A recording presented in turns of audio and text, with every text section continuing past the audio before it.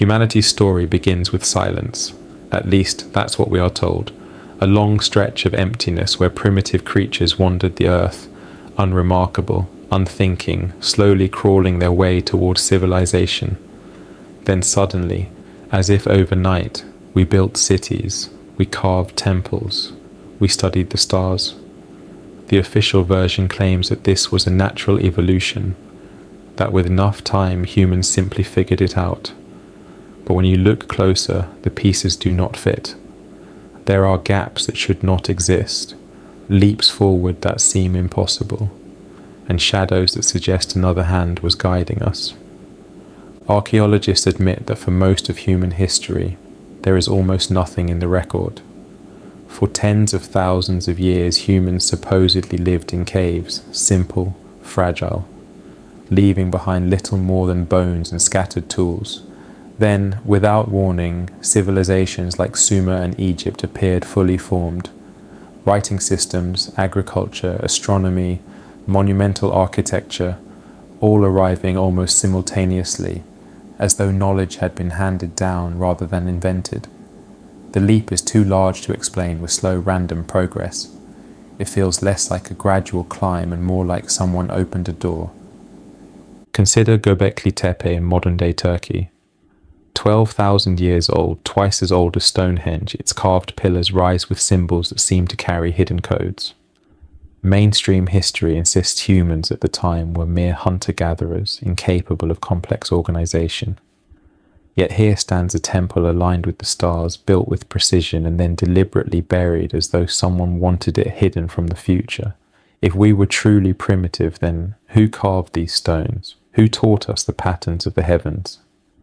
The same questions echo around the world. The pyramids of Egypt, said to be royal tombs, bear signs of technology and knowledge their supposed builders should not have possessed.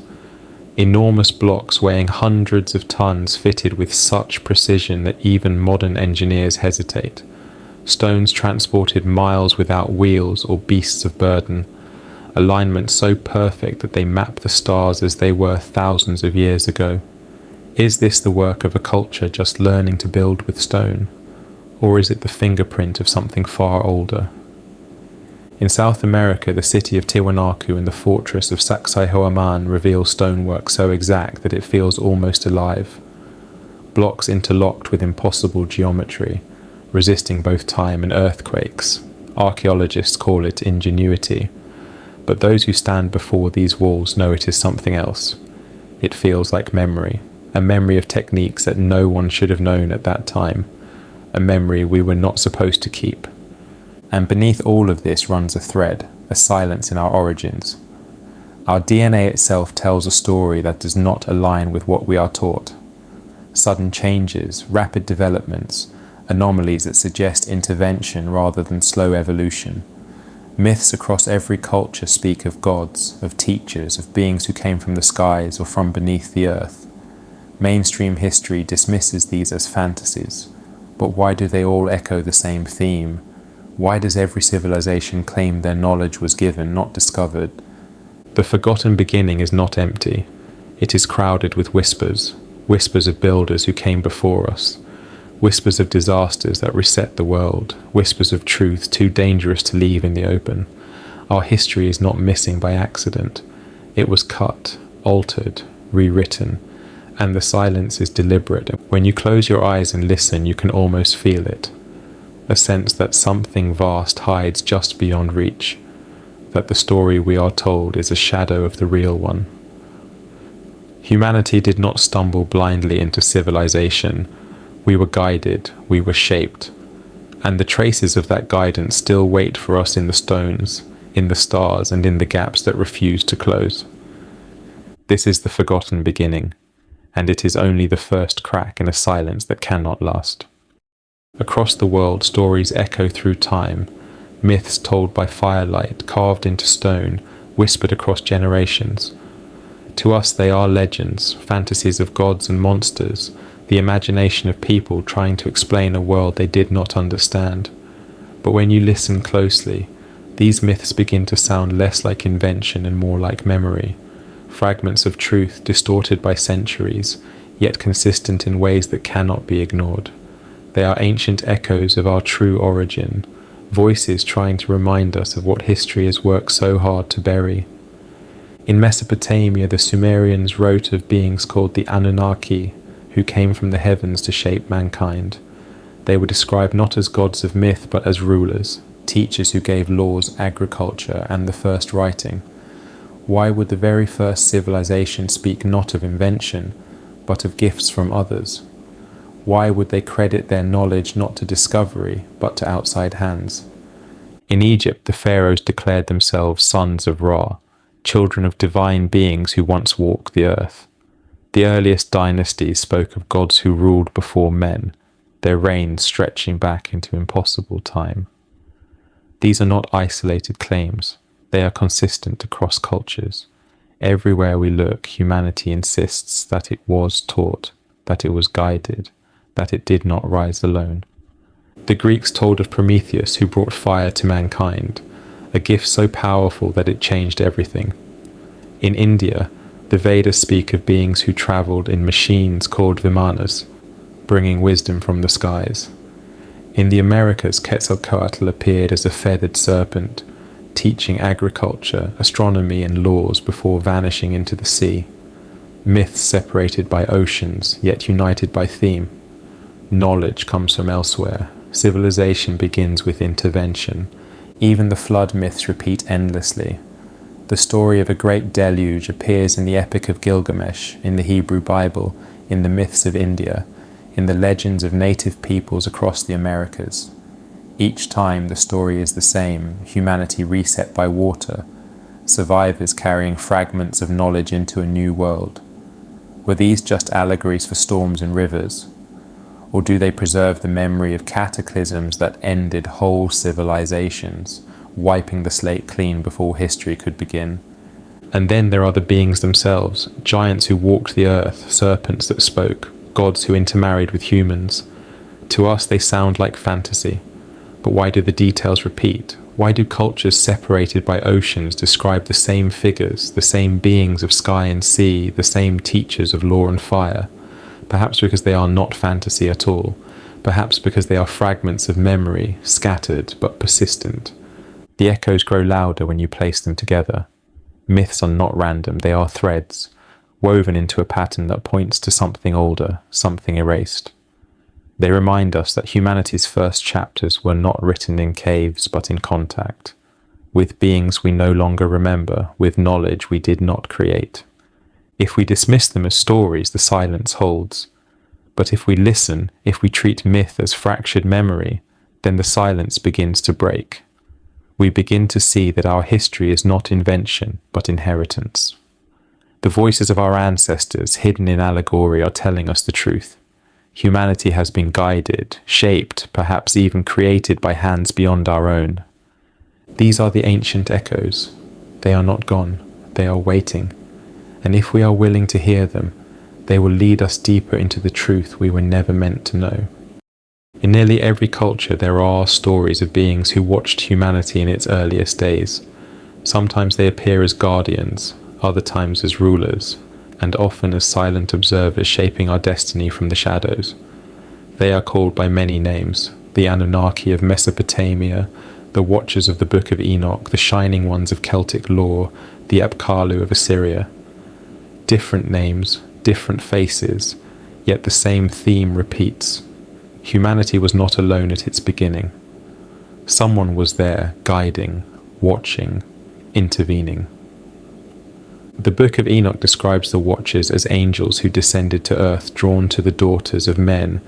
They intermingled with humanity, teaching forbidden knowledge, metallurgy, sorcery, astronomy, even war. For this, they were condemned, cast into shadow, their memory almost erased, but the echoes remain.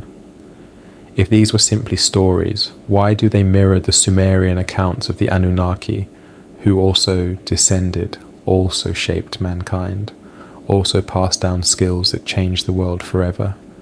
In Mesoamerica, similar figures appear. The feathered serpent Quetzalcoatl, described not just as a god but as a teacher, gave laws, calendars, and the knowledge of agriculture before vanishing into the sea.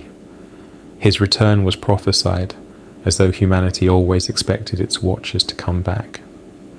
In Polynesian stories too, figures descended from the sky to teach navigation across the endless ocean, shaping cultures with knowledge that felt older than the people themselves.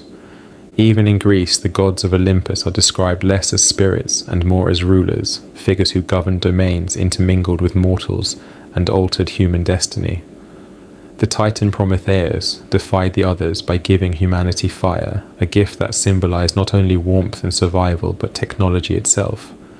These are not vague spirits, they are personalities, teachers, watchers. Archaeology itself hints at their presence. Why does writing appear suddenly, fully formed, with no long period of trial and error? Why do astronomy and advanced calendars erupt into existence in the earliest civilizations? Why are megalithic sites aligned to solstices and star systems with a precision that should have taken centuries to refine? The suddenness of these leaps suggests not invention, but instruction, as though humanity was given a head start by those who already possessed the knowledge. And then there is the most haunting theme of all, the idea that the Watchers altered humanity itself. Myths speak of unions between gods and mortals, of hybrids who were larger, stronger, or wiser than ordinary men. The Nephilim, the giants of legend, the demigods of Greece, the heroes who stood above the rest, all of them may be distorted memories of a time when the boundary between human and other was crossed.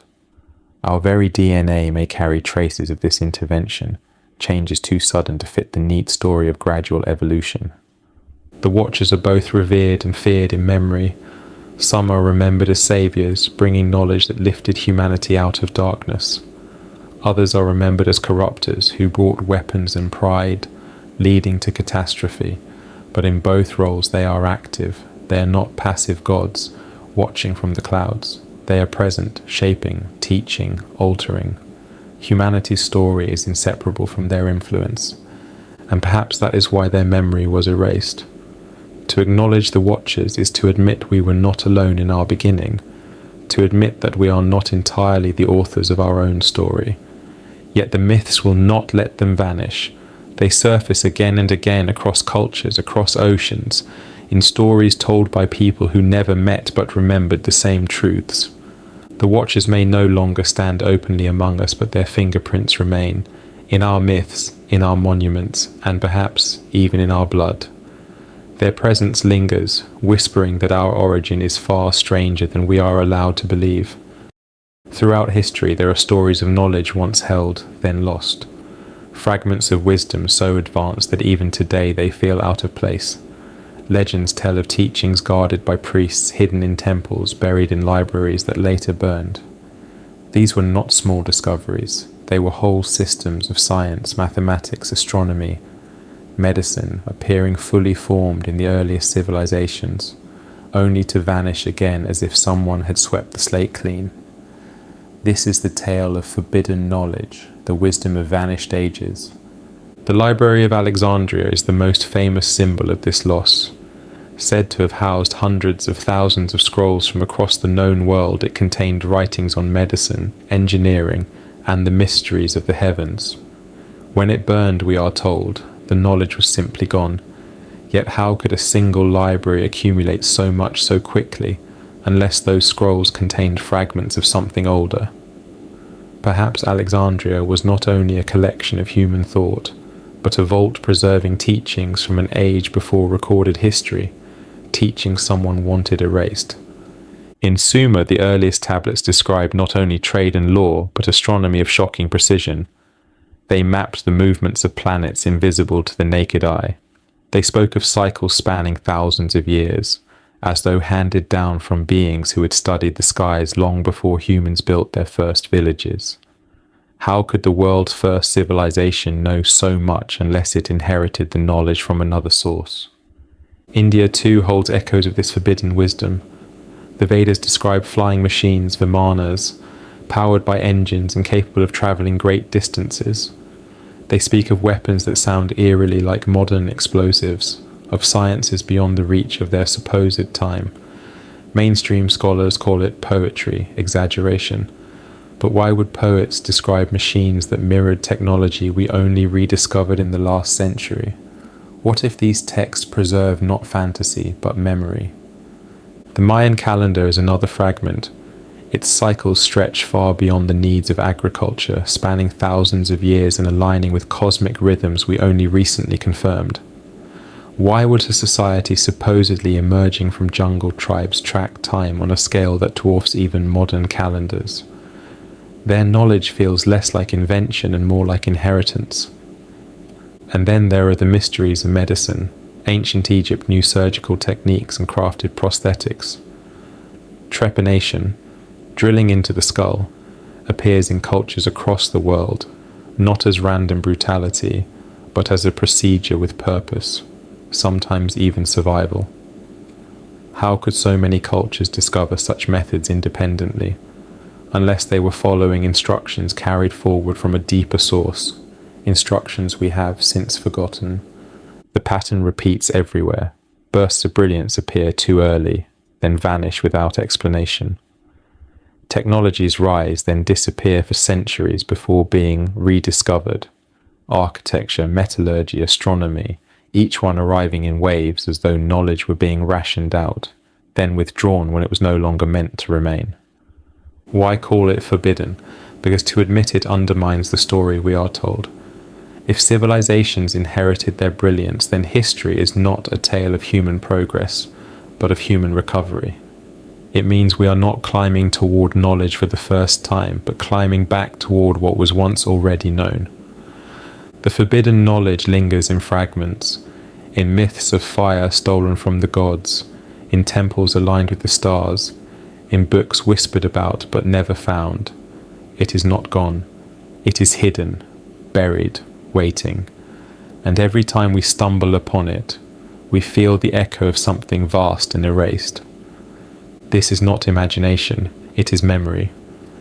A memory of ages when humanity was not stumbling in darkness, but guided by a light now forbidden to us. A light that still flickers in ruins and stories, daring us to look closer. Long before the pharaohs, before the kings of Sumer, before the temples of Greece or Rome, there were builders. They left behind structures so ancient, so out of place, that historians struggle to explain them. They stand as guardians of a past we are not meant to remember. Megaliths older than agriculture, temples older than writing, stones that defy the story of progress. These are the first builders, whose works rise like echoes from an age erased. Göbekli Tepe, buried beneath the soil of Turkey for thousands of years, is the clearest voice of this forgotten chapter. 12,000 years old, it predates the rise of farming, cities, or even pottery. And yet, its massive pillars are carved with animals, symbols, and alignments to the stars.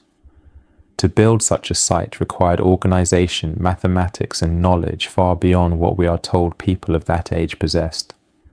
Mainstream scholars shrug and say it was ritual, a place of gathering. But the truth is simpler and far more unsettling. Humanity could not have built this alone. Someone else was here before.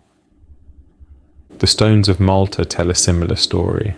Megalithic temples dot the island, their age stretching back to the dawn of time. Some align perfectly with solstices, others with constellations. They appear fully formed with no smaller steps of experimentation, as though the builders already knew what they were doing because they carried knowledge inherited from an earlier age, perhaps from a homeland that no longer exists. Off the coast of Japan, the underwater structures of Yonaguni rise like a drowned city. Terraces, steps and walls stretch across the seabed, their geometry too precise to be dismissed as natural. Geologists debate whether they are the work of man or nature, but the eye does not lie. They look like ruins swallowed by the sea. If true, they would date back to a time when no advanced civilization should have existed. A time when, according to the official story, humanity was still wandering in tribes. In Peru, the fortress of Sacsayhuaman looms with walls of stone so massive, so perfectly interlocked, that they have withstood earthquakes for centuries.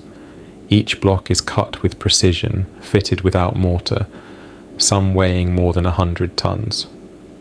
The Incas, when asked, admitted they did not build them. They said they inherited them.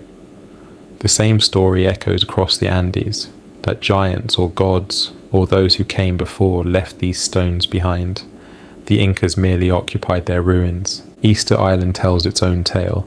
The Moai statues stare across the land, enormous heads and torsos carved from volcanic rock. The islanders, when asked, said the statues walked, perhaps not literally, but the phrase suggests something more than human effort. The knowledge of their origin, like so much else, slipped into myth, yet the stones remain, silent but unyielding. What unites these places is their defiance of time. They are older than they should be, grander than their eras allow, and surrounded by silence where explanation should exist.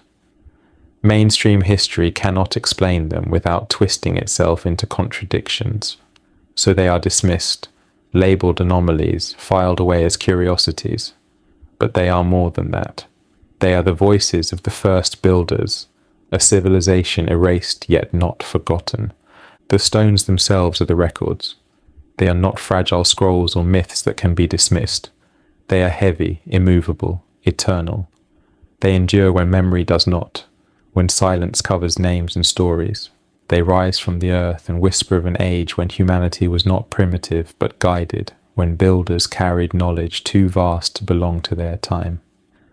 These are the works of the first builders, monuments that stand outside of history, daring us to admit that the past is not what we are told. They remind us that we are not the first to rise, and perhaps not the first to fall. Across the pages of myth and the fragments of archaeology, there are whispers of bloodlines that do not quite belong. Stories of kings with divine ancestry, of giants born from unions between gods and mortals, of rulers whose lifespans stretch far beyond the human norm. These are not isolated tales. They appear everywhere, from the deserts of Mesopotamia to the mountains of Peru, from the temples of Egypt to the oral traditions of the Pacific. When you put them together, they suggest something haunting, that humanity's past was shaped not only by men, but by beings who were not entirely human. The book of Genesis speaks of the Nephilim, the offspring of the sons of God and the daughters of men, giants who walked the earth in the days before the flood. Their presence was so disturbing that their very existence became a reason for divine judgment.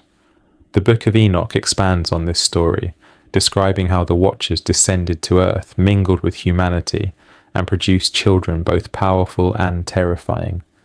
These hybrids were said to have great knowledge, teaching mankind secrets of heaven and earth. And yet, they were condemned, their bloodlines erased, or so we are told. In Mesopotamia, the same story appears under another name. The Anunnaki, divine beings from the heavens, mingled with humans and established dynasties. Kingship, they claimed, was handed down from above, legitimized by this connection to otherworldly blood. Why would so many of the earliest rulers claim descent not from their people but from the gods? Was this simply myth or memory of something that truly walked among us? Egypt, too, holds echoes of these hidden bloodlines. The pharaohs were not simply kings, they were considered divine.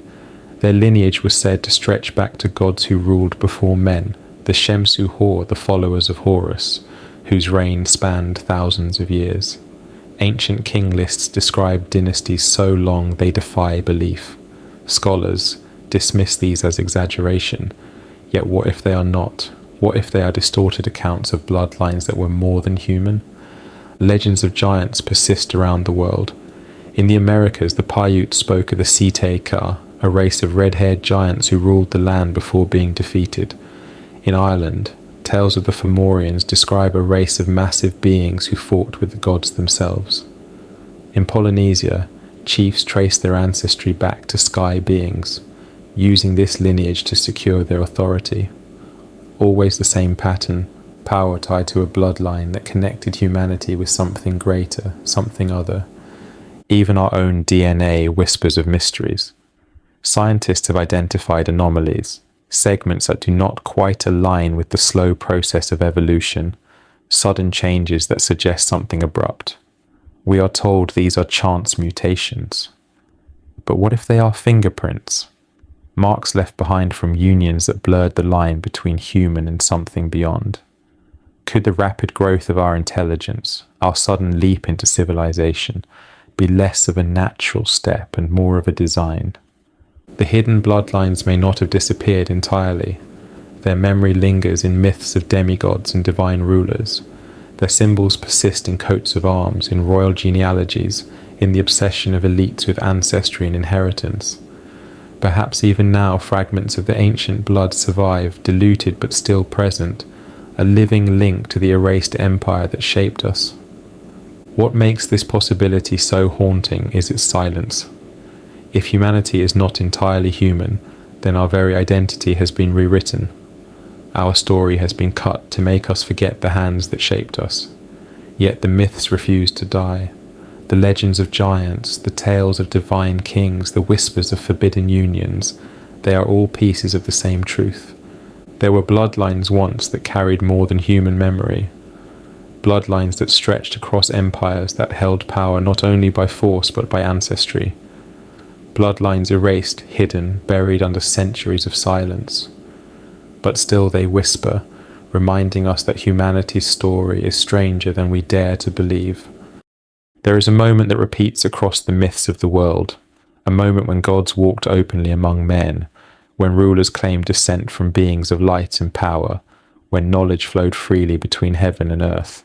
And then, silence. The gods fell, their kingdoms crumbled, their names became legend, their deeds twisted into myth. It is a pattern so consistent that it feels less like imagination and more like memory.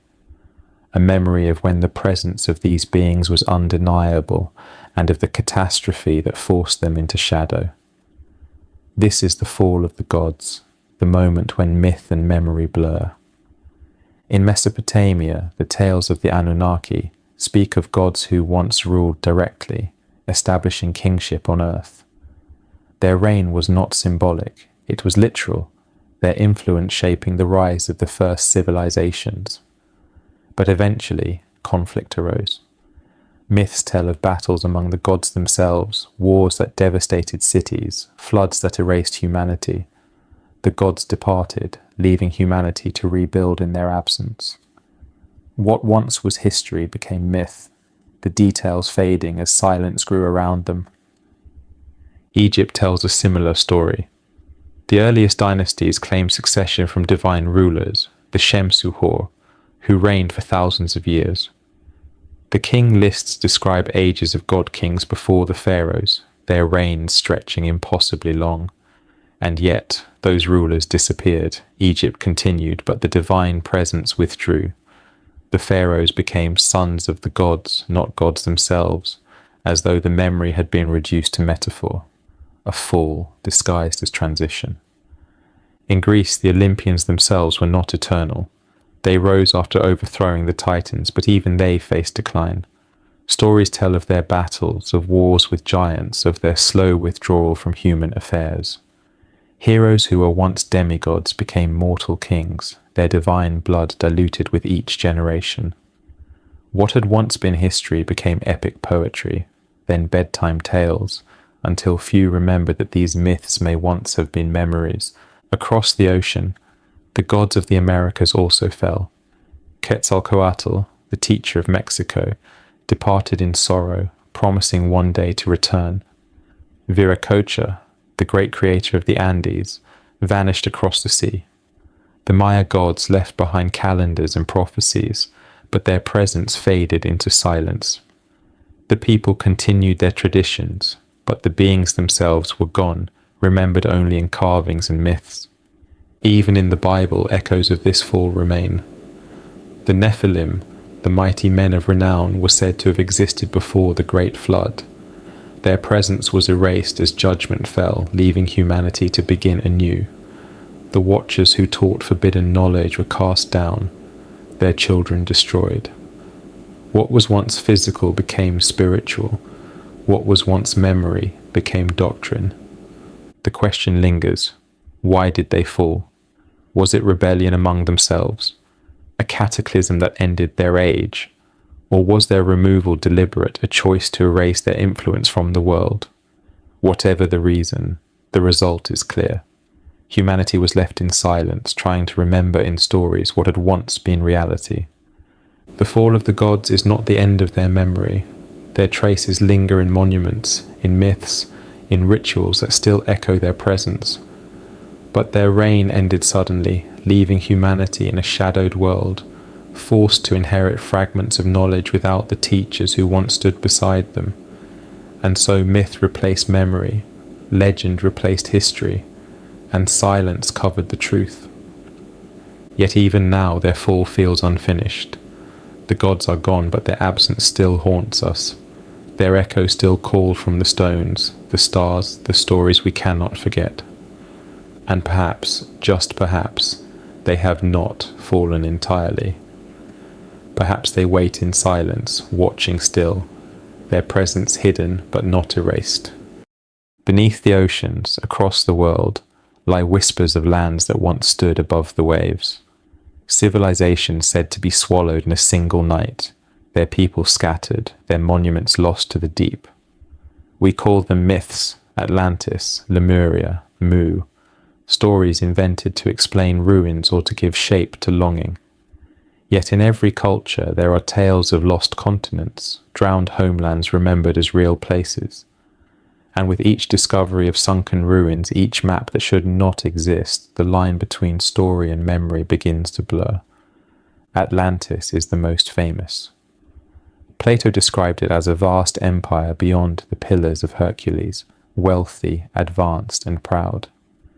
In a single day and night of catastrophe, he wrote, it was swallowed by the sea. Scholars say it was allegory, a moral fable. But if so, why do so many details ring with the weight of memory? Descriptions of concentric canals, massive temples, and a culture rich in knowledge sound less like fiction and more like eyewitness account. Could Plato have been preserving the echo of a story told long before him, an echo of a real land erased? In the Pacific, stories of Lemuria or Mu speak of a vast continent that once stretched across the ocean, connecting islands now scattered. Polynesian myths tell of ancestral homelands lost to the waves, of voyagers setting out from lands that no longer exist. Even in India, the Tamil texts speak of Kumari Kandam, a great southern land lost beneath the sea, cradle of an ancient people. These stories are dismissed as coincidence. But why do cultures separated by oceans all insist their ancestors came from drowned continents? The evidence does not stay buried. Off the coast of Japan, the Yonaguni monument lies submerged, with terraces, steps, and pillars suggesting a sunken city. In the Gulf of Cambay in India, sonar has revealed ruins 5 miles long beneath the waves, older than any known civilization. Even in the Mediterranean, structures like Pavlopetri in Greece lie beneath the sea, preserved in silence. Are these the remnants of flood myths, fragments of the lost homelands humanity once called its cradle? And then there are the maps. The Piri Reis map, drawn in the 16th century, shows the coastline of Antarctica centuries before it was supposedly discovered, ice-free in ways that match modern sonar. How could ancient cartographers know such details unless they inherited maps from civilizations that sailed oceans long before recorded history? If their homelands were drowned, perhaps their knowledge survived, passed down in fragments, misattributed to later cultures. The floods themselves echo in every tradition. The Bible's deluge, the Sumerian flood of Gilgamesh, the myths of Native America, Polynesia, and Asia, all tell of waters rising, lands vanishing, survivors carrying fragments of knowledge to new lands. If these are mere stories, why are they so universal? If they are memory, then perhaps the drowned continents were real, their destruction so traumatic it became humanity's most persistent scar. The lost continents matter because they explain the sudden leaps of civilization. If survivors carried knowledge from drowned homelands, it would explain why cultures like Sumer, Egypt, and the Maya appeared fully formed, with sciences and skills far beyond what should have been possible. They were not inventing from nothing, they were rebuilding from memory. The oceans hide these truths now, but they cannot keep them forever. Each year, as technology uncovers more beneath the waves, the myths look less like fantasy and more like fractured history. The drowned homelands of our ancestors may be gone, but their memory refuses to die. The sea covered their lands, but not their echoes. And those echoes remind us that humanity's story did not begin in the places we are told. It began in worlds swallowed by the deep. From the oldest myths to the strangest archaeological finds, there is one theme that recurs with unnerving consistency: the union of humans with beings who are not entirely human. Legends of demigods, giants, and hybrids echo across continents, told in cultures that never met yet preserve the same haunting memory, that humanity's story is tangled with the divine, the monstrous, and the mysterious. These are the tales of hybrid beings, reminders that the line between man and something other was once blurred.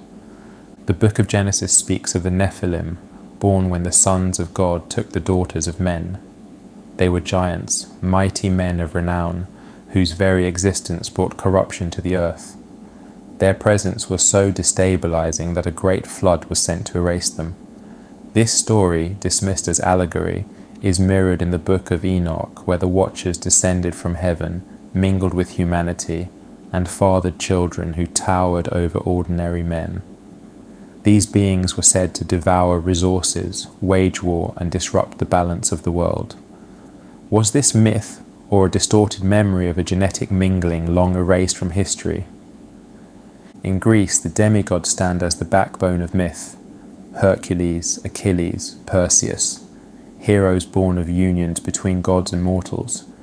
Their feats of strength, their long lives, their strange powers set them apart from men.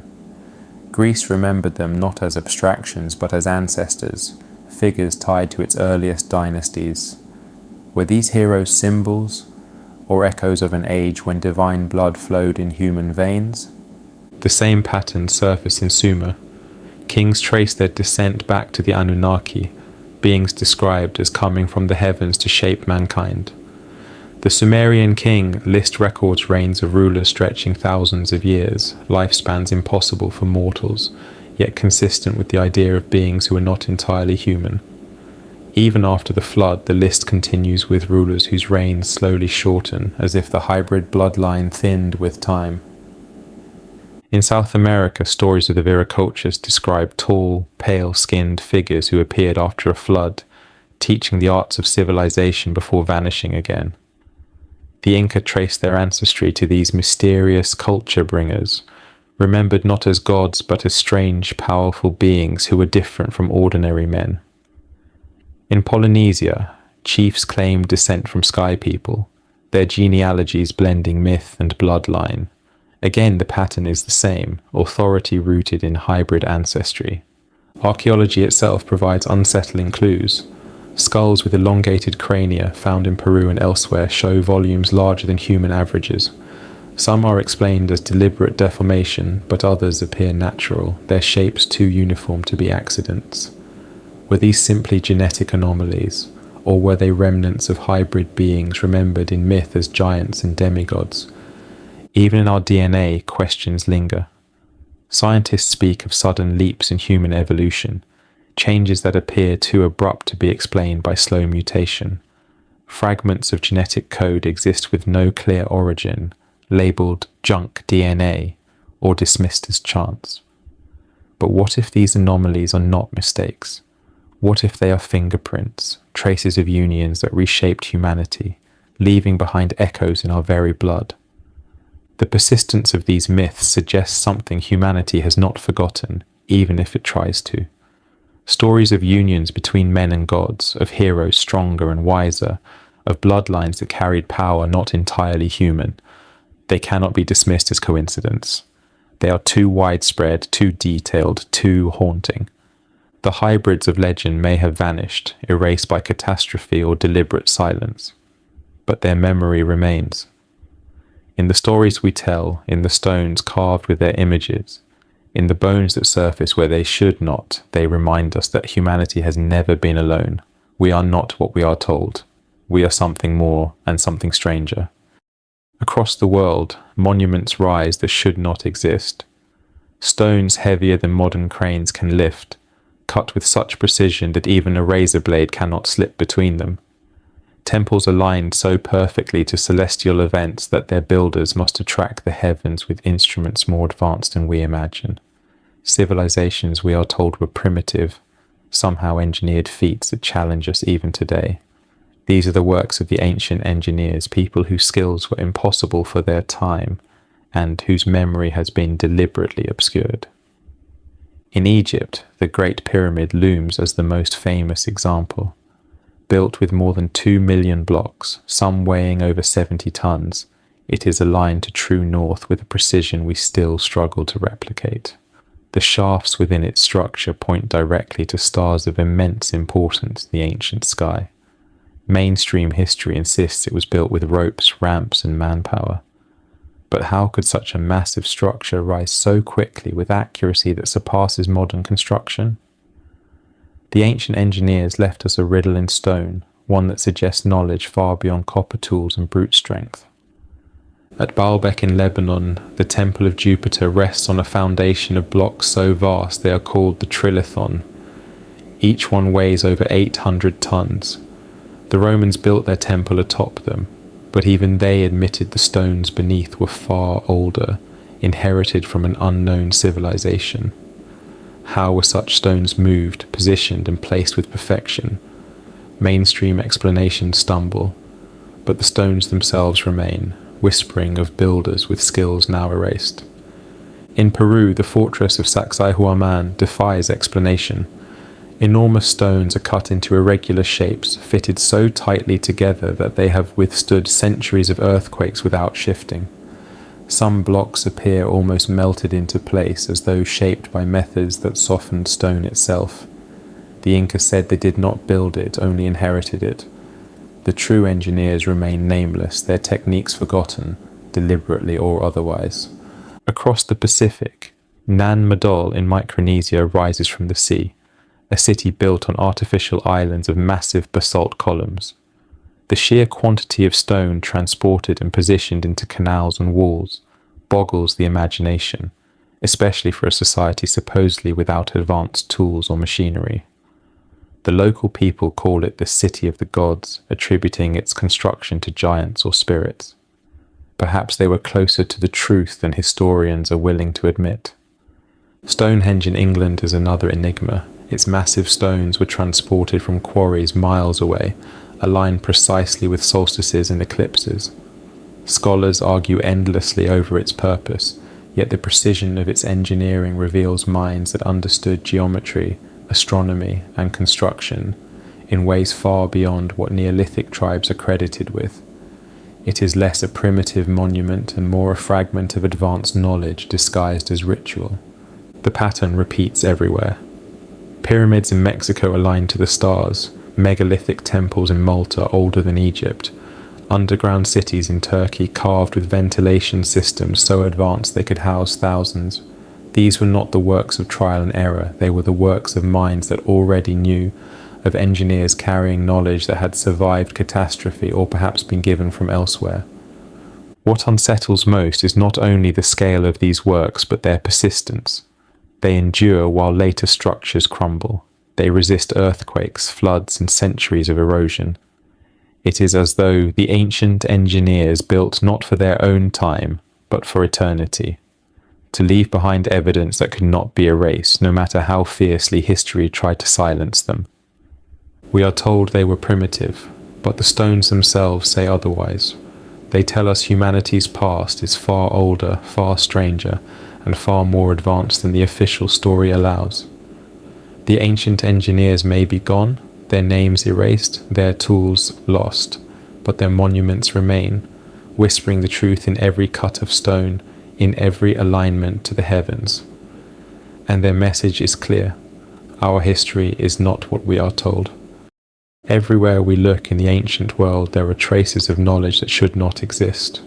Tools, artifacts, and discoveries appear centuries or even millennia before they should, as if plucked from another age and dropped into history. We are told these are accidents, anomalies, coincidences, but when the fragments are gathered together, they tell a story of forgotten science, technology beyond its time, erased from memory, but never completely gone.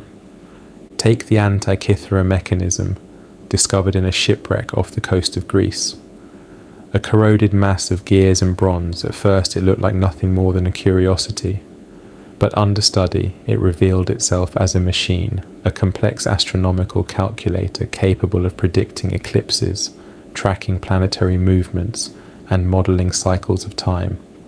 It has been called the world's first computer, and yet it appeared over 2,000 years ago, with no ancestors, no evidence of gradual development, a fully formed device, centuries ahead of its time, and then gone. Who built it, and where did the knowledge vanish to afterward? In India, the ancient texts known as the Vedas describe technologies that sound eerily modern.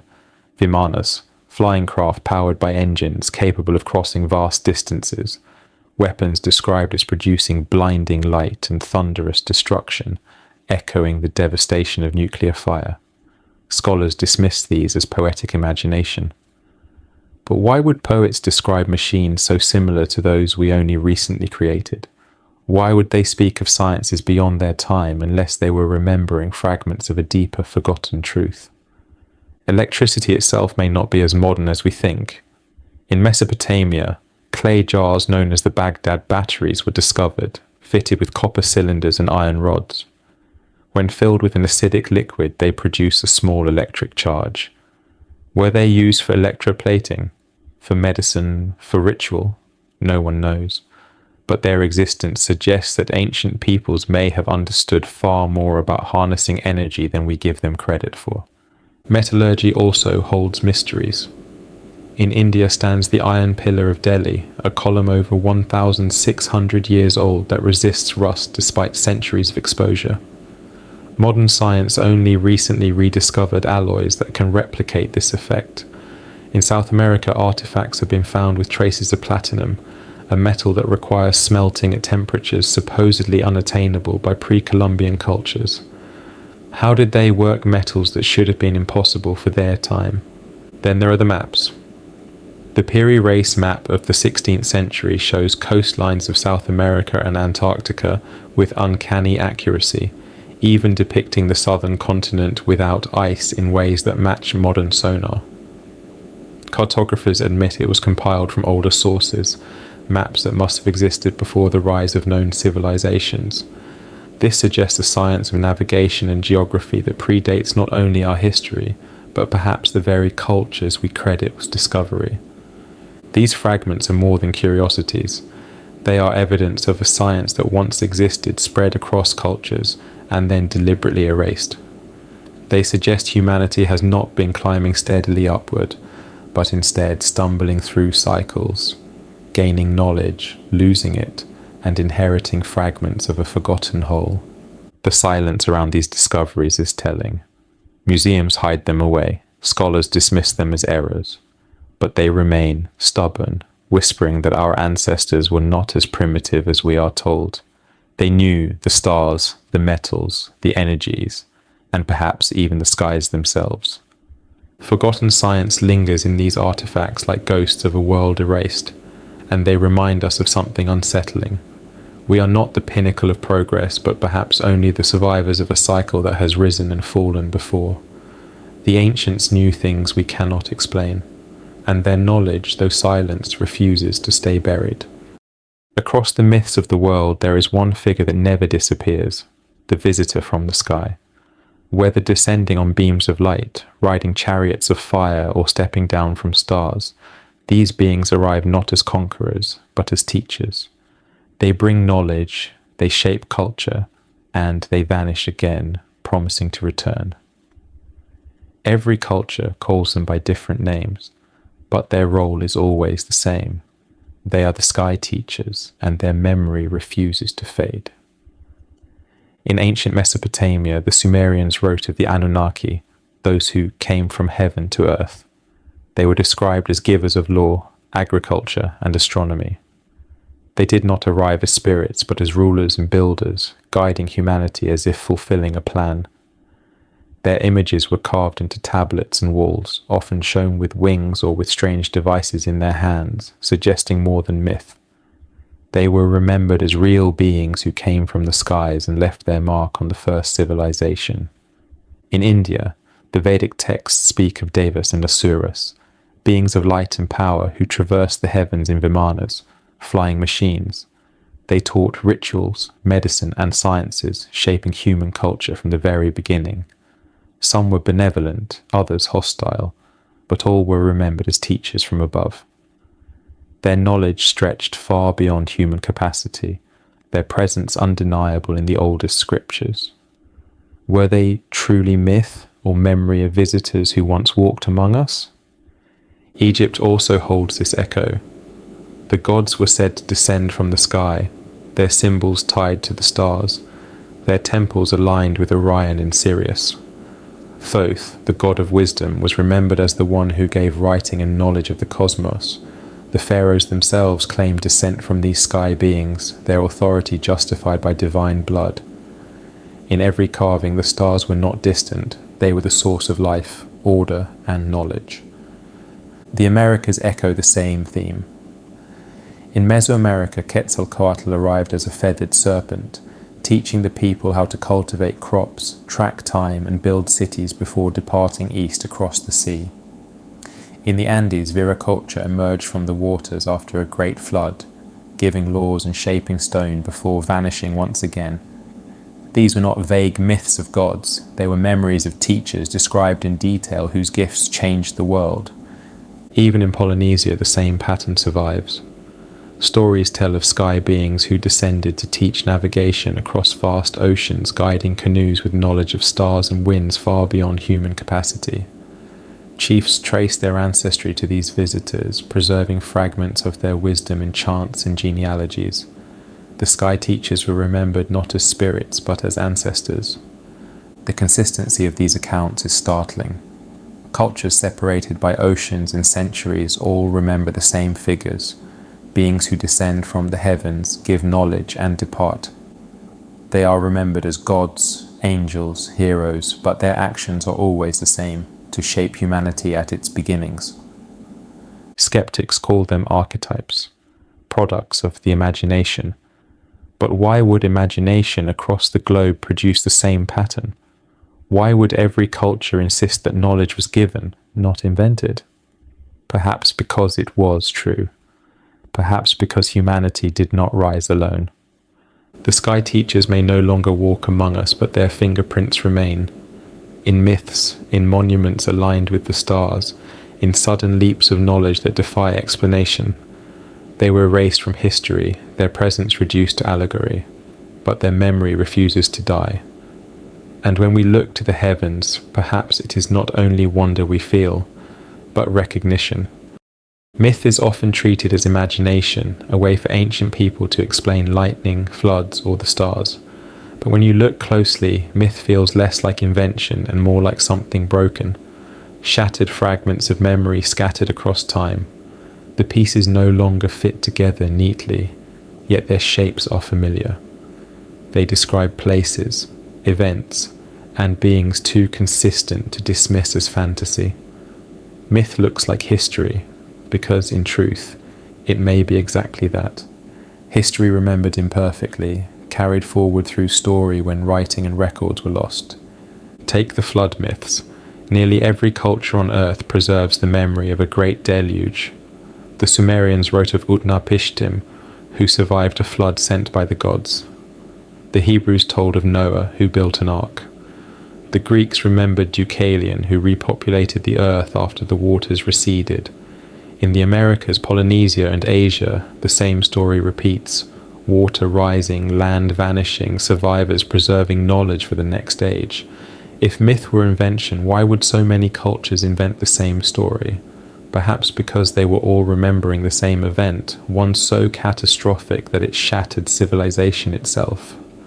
Then there are the myths of golden ages, times when humanity lived in peace, in abundance, in harmony with the gods.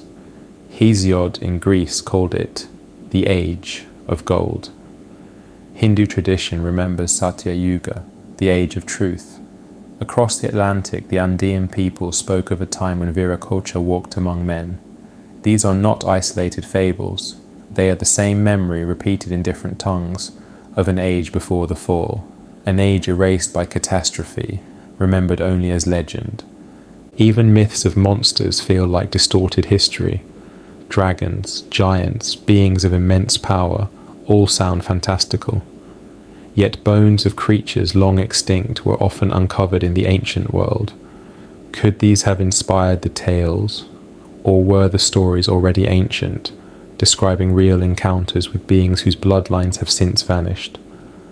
The Nephilim, the Cyclops, the Titans of old, they may not be inventions but fractured memories of hybrid beings, their existence too unsettling to preserve in history, yet impossible to forget entirely. When myth describes gods descending from the sky, it is tempting to see allegory. But why do these stories consistently describe knowledge being given, writing, agriculture, astronomy? Why are the gods always teachers, engineers, rulers? If imagination were at play, why not invent endless variations? Instead, the pattern is tight, repetitive, like the fragments of a story remembered across cultures that never met. Myth may look exaggerated, but beneath the surface lies the skeleton of real events. The problem is time. Catastrophes erase records. Civilizations collapse. Their languages forgotten, their monuments buried. What survives is story, reshaped with each retelling, layered with symbolism until it seems like fantasy. Yet the core remains intact. When we strip away the embellishments, myth looks remarkably like history, seen through a broken mirror. And perhaps this was intentional. When knowledge was forbidden, when memory was dangerous, myth became the vessel. Truth hidden in allegory, history disguised as story, so that it could survive in silence until the day someone looked closely enough to hear the echoes. The ancients may have known their stories would one day be dismissed as fantasy, but they told them anyway, because forgetting was worse than doubt. Myth looks like history because it is. It is history, carried through fire and flood, remembered in fragments when all else was erased. And if we dare to listen, if we piece together the shards, the picture that emerges is not fantasy at all. It is the story of who we are, and of the truths we were never meant to know. Within every cell of our bodies lies a story older than any monument, older than any myth. Our DNA is the book of humanity, written in a code that stretches back millions of years. We are told it is the record of slow evolution, of random mutation shaping us step by step until we became who we are today. But when we peer closer, when we study the details, we find anomalies, sudden leaps, strange insertions, fragments that do not fit the story. Our very blood carries mysteries that suggest we are more than what we are told. This is the genetic puzzle, and its pieces whisper of a hidden origin. One of the most striking mysteries is the suddenness of our rise. Around 200,000 years ago, anatomically modern humans appeared. Not gradually, not through countless small steps, but suddenly. Before this, hominids existed for millions of years, their progress painfully slow. Then, as if someone flipped a switch, humans emerged with larger brains, advanced cognition, and the capacity for language. Evolutionary theory cannot fully explain this leap. Why did it happen so quickly, and why only to us? Even more puzzling is the chromosome fusion. Humans have 46 chromosomes, while our closest relatives, chimpanzees, gorillas, and orangutans, have 48. At some point in the distant past, 2 chromosomes fused together. Scientists admit this is unusual. It is not a random accident, but a specific, deliberate seeming change. Why would this fusion occur? Was it truly chance, or is it evidence of intervention, of hands unseen shaping us for a purpose? Our DNA also contains fragments known as endogenous retroviruses, remnants of ancient insertions that behave like foreign code spliced into our own. Some are inactive, silent. Others appear to play roles in our development. What are they? Echoes of infections or fingerprints of deliberate modification written into us by beings who wish to leave their mark. If humanity's myths are true, if we were shaped by gods or watchers, perhaps these viral codes are the genetic memory of their intervention. Then there is the enigma of our intelligence. For millions of years our ancestors used the same crude tools. Then suddenly, art, agriculture, mathematics, and architecture appear. The brain of Homo sapiens did not simply grow larger, it became wired for abstract thought, for imagination, for invention.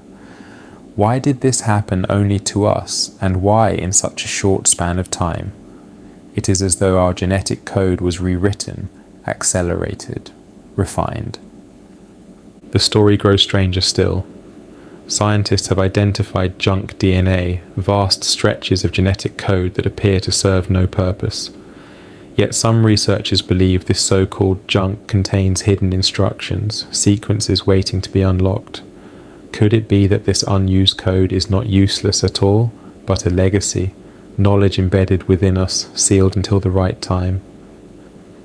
Ancient traditions often speak of humanity as beings with forgotten potential, powers locked away. Could our DNA itself be the vault? Myths across the world speak of humanity as a creation, a moulding. The Sumerians described mankind as shaped by the Anunnaki, mixed with the essence of gods. The Bible speaks of man formed in the image of the divine. Cultures everywhere claim we were designed, not stumbled into existence.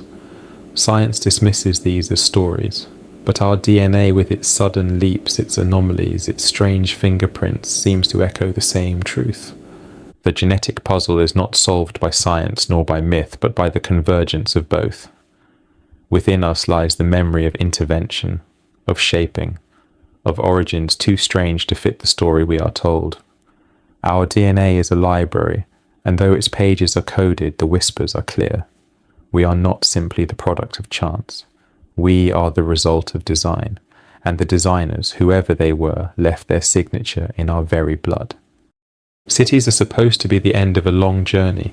That is what we are taught. For hundreds of thousands of years, humans wandered in small tribes, hunting and gathering, barely surviving. Then, slowly, we discovered farming. Only then, according to the story, did we settle down, build villages, and after countless generations raise cities. But the ruins of the ancient world tell a different tale. The first cities did not emerge slowly. They appeared suddenly, fully formed with architecture, laws, agriculture, and astronomy. It is as if they were not invented at all, but remembered. Take Sumer, the so-called cradle of civilization.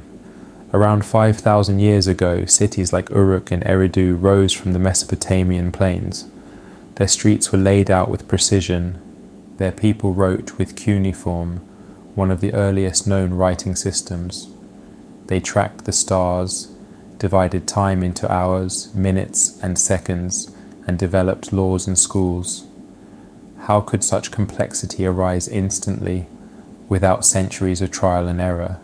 The Sumerians themselves did not claim invention.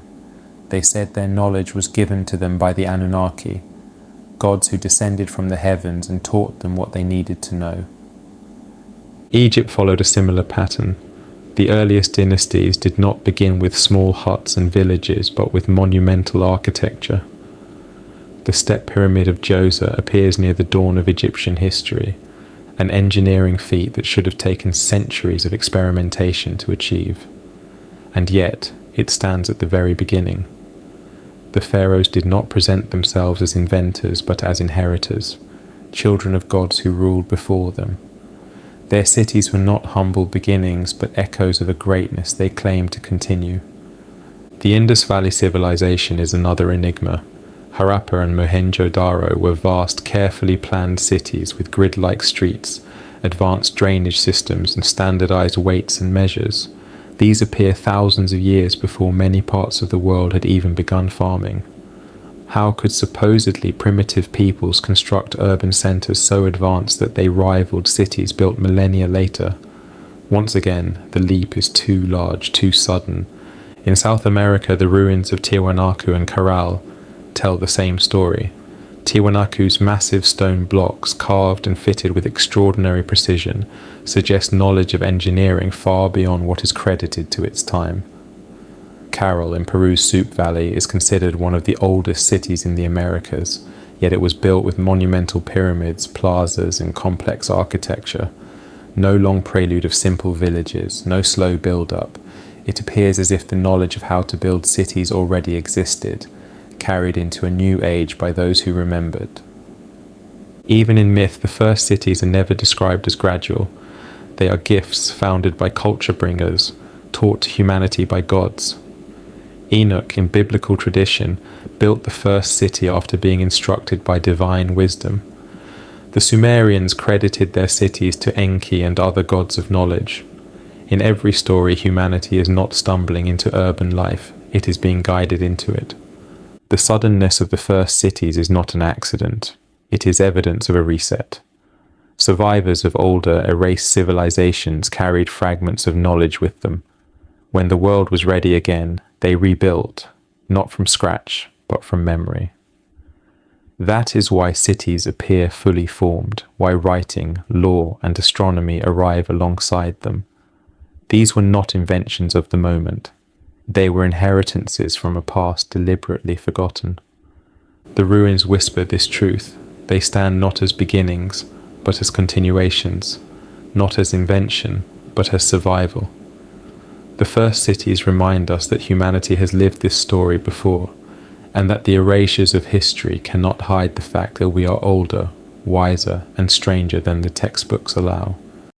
When you look at the ruins of the ancient world, you notice something strange. The monuments are not only aligned with the earth, they are aligned with the sky. Temples, pyramids, and megaliths point to constellations, solstices, and equinoxes with a precision that suggests the builders were following blueprints written in the stars themselves. Again and again, across continents, humanity's earliest monuments seem less like random structures and more like cosmic maps.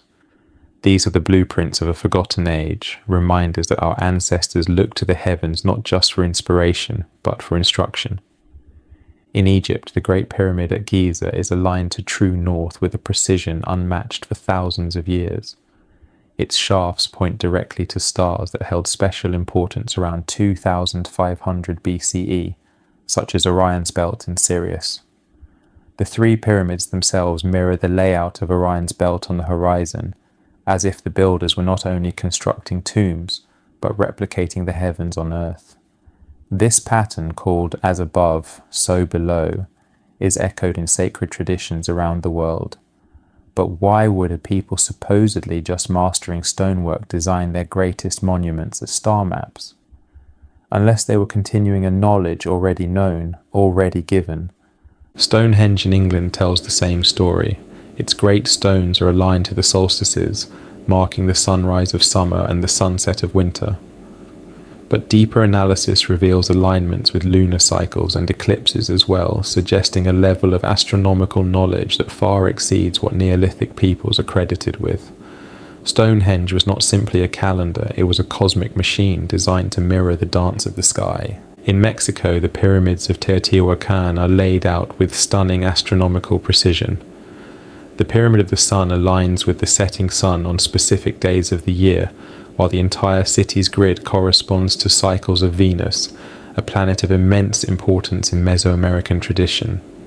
The Maya, inheritors of this tradition, built observatories like El Caracol at Chichen Itza, whose windows perfectly frame Venus and equinox sunrises. They were not guessing. They were following blueprints written in the heavens. Even in the Andes, the city of Cusco, capital of the Inca Empire, was designed in the shape of a puma, its streets aligned to solstices and constellations. Tiwanaku nearby was built with stones that aligned to solstitial sunrises and sunsets, its structures acting as giant calendars. For these cultures, architecture was not separate from the stars. It was an earthly reflection of cosmic order. And then there is Göbekli Tepe, the world's oldest known temple.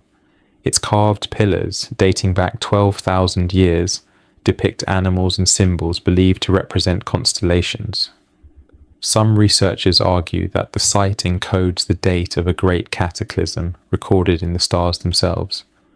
If true, then the world's first known temple was not only a house of worship, it was a record of the heavens, a blueprint preserved through disaster. The universality of this pattern cannot be ignored. Why would civilizations separated by oceans and millennia all orient their greatest monuments to the stars? Why build with such precision if it were only symbolic? The answer may be simple yet profound, because the stars were their maps. Survivors of older civilizations may have used them to navigate, to rebuild, to orient themselves after catastrophe. Or perhaps their teachers, the sky beings of myth, demanded that their knowledge be inscribed not just in memory, but in stone, reflecting the heavens for eternity. The cosmic blueprints tell us something we are not meant to know. Humanity's earliest civilizations were not stumbling in darkness.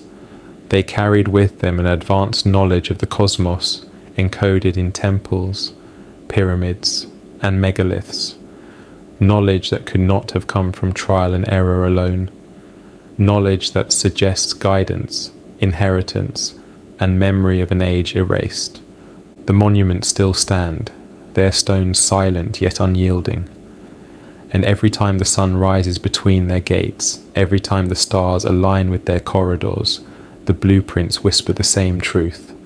Our history is written in the heavens, and we were never meant to forget it. Across the world, the serpent coils through myth, legend, and sacred tradition. It appears not as a simple animal, but as a teacher, a guardian, a bringer of knowledge. Sometimes it is revered, sometimes feared, but it is always powerful, always tied to wisdom humanity was not supposed to hold. The serpent is one of the oldest archetypes we know, and its persistence across cultures suggests it is far more than symbolism. It may be the memory of a truth guarded through ages, forbidden knowledge preserved in scales and whispers. In the Garden of Eden, the serpent tempts humanity with the fruit of knowledge. For this, it is cursed, demonized, remembered as the enemy of man. But think carefully. What did the serpent truly offer? Not destruction, but awareness. The serpent gave humanity the ability to see, to know, to question. It was not ignorance, but wisdom. Was this story truly about sin, or was it a warning against those who sought to awaken us, those who threatened the silence imposed by higher powers? In Mesoamerica, the serpent takes a very different form.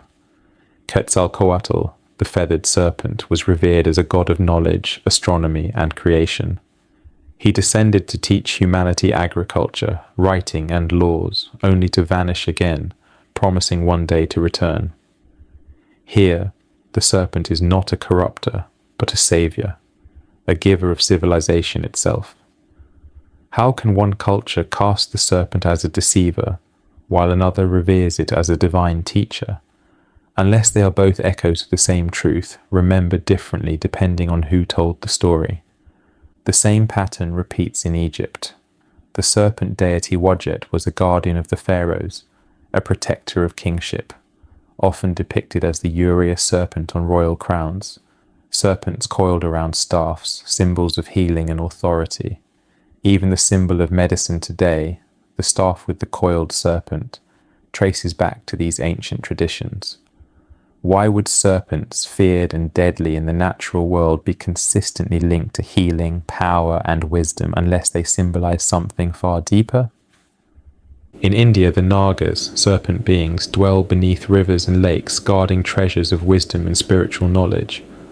Some tales describe them teaching humans, others protecting sacred texts from destruction. They are not mere animals, but a race of beings remembered as both guardians and teachers. Again, the serpent emerges not as a beast, but as a keeper of truths humanity was not meant to forget. Even in the far north, Norse mythology speaks of Jörmungandr, the world serpent, vast enough to encircle the earth. While remembered as a force of destruction, it also embodies the cycles of time and renewal, themes tied to cosmic wisdom. Once more, the serpent is central to humanity's understanding of existence itself. What unites all these traditions is the serpent's role as the bearer of forbidden knowledge.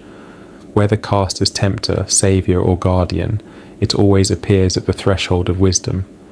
It always represents truths hidden from ordinary humans, truths that change the course of history. Why would such a symbol repeat across continents unless it encoded a memory too important to lose? Perhaps the serpent was not merely a symbol, but a memory of beings who carried knowledge through cataclysms and erasures.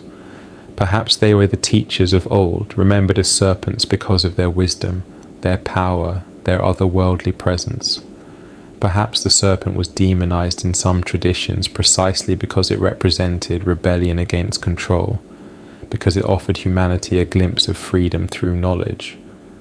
The serpent wisdom still lingers.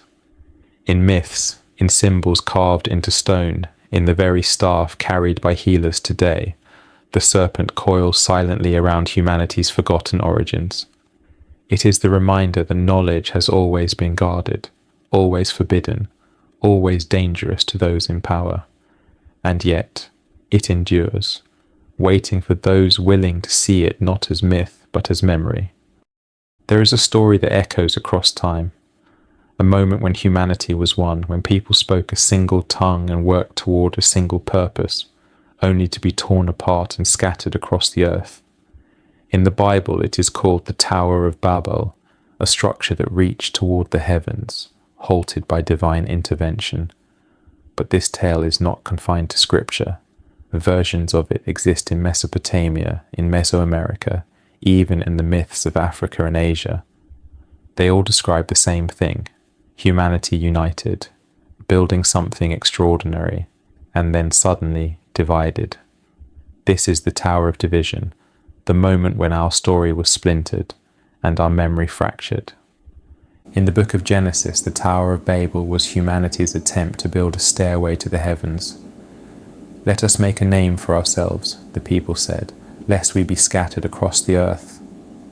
But the higher they built, the greater the threat they posed. God descended, confused their tongues, and scattered them across the world. The tower remained unfinished, a silent ruin of what might have been. To most it is a parable about pride. But beneath the moral there lies a deeper truth.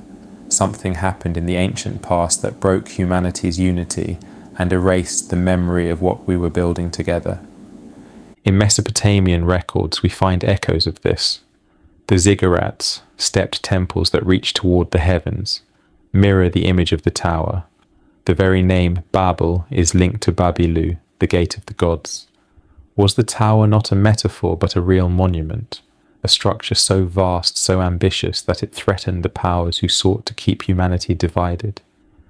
The Maya and Aztec traditions speak of something similar. In their myths, the gods once destroyed a great tower that humans built to reach the sky.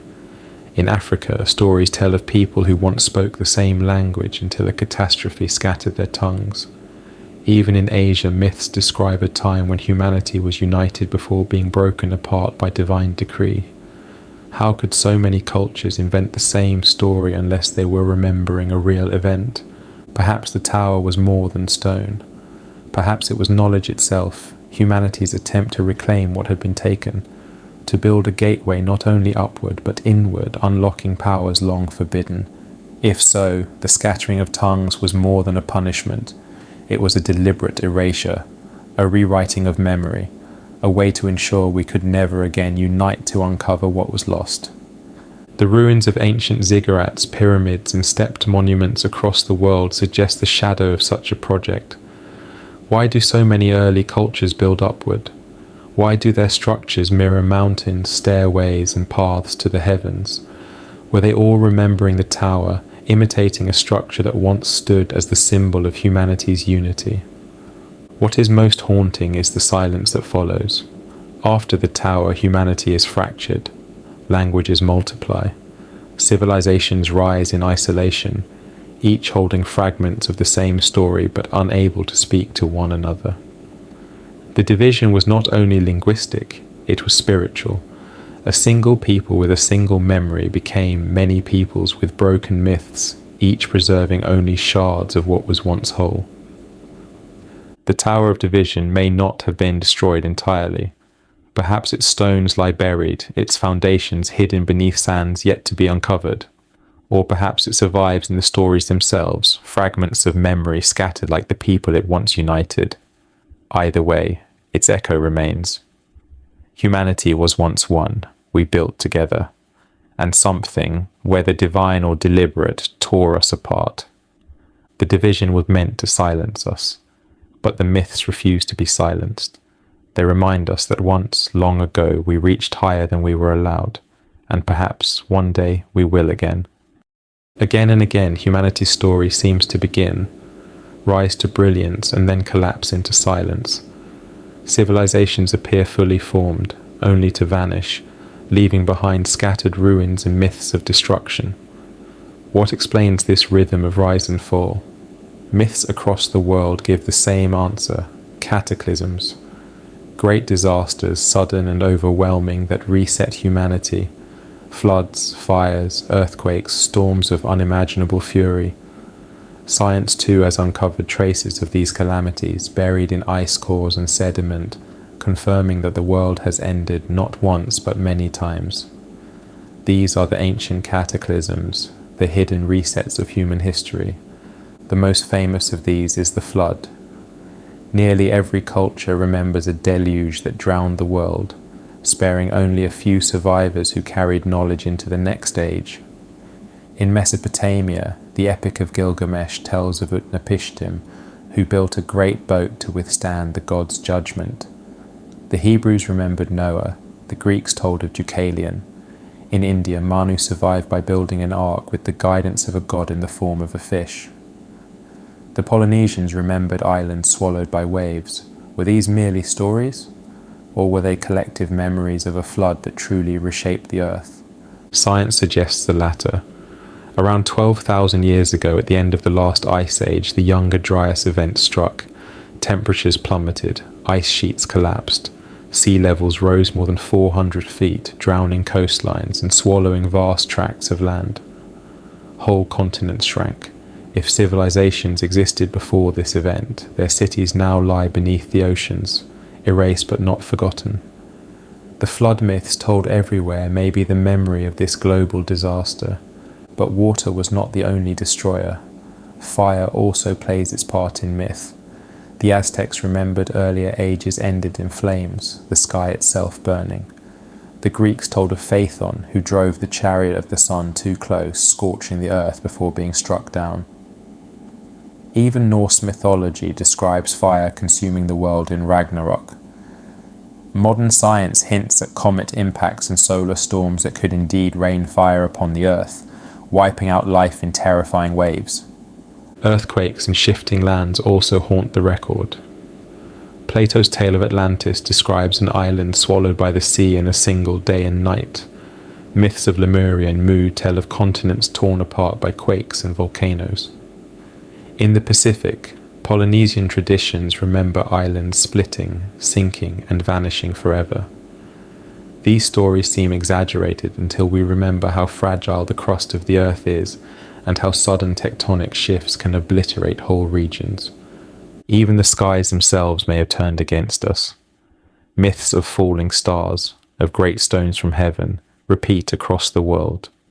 Scientists now recognize impact craters and glassy fields of melted sand that confirm the Earth has been struck many times by asteroids and comets.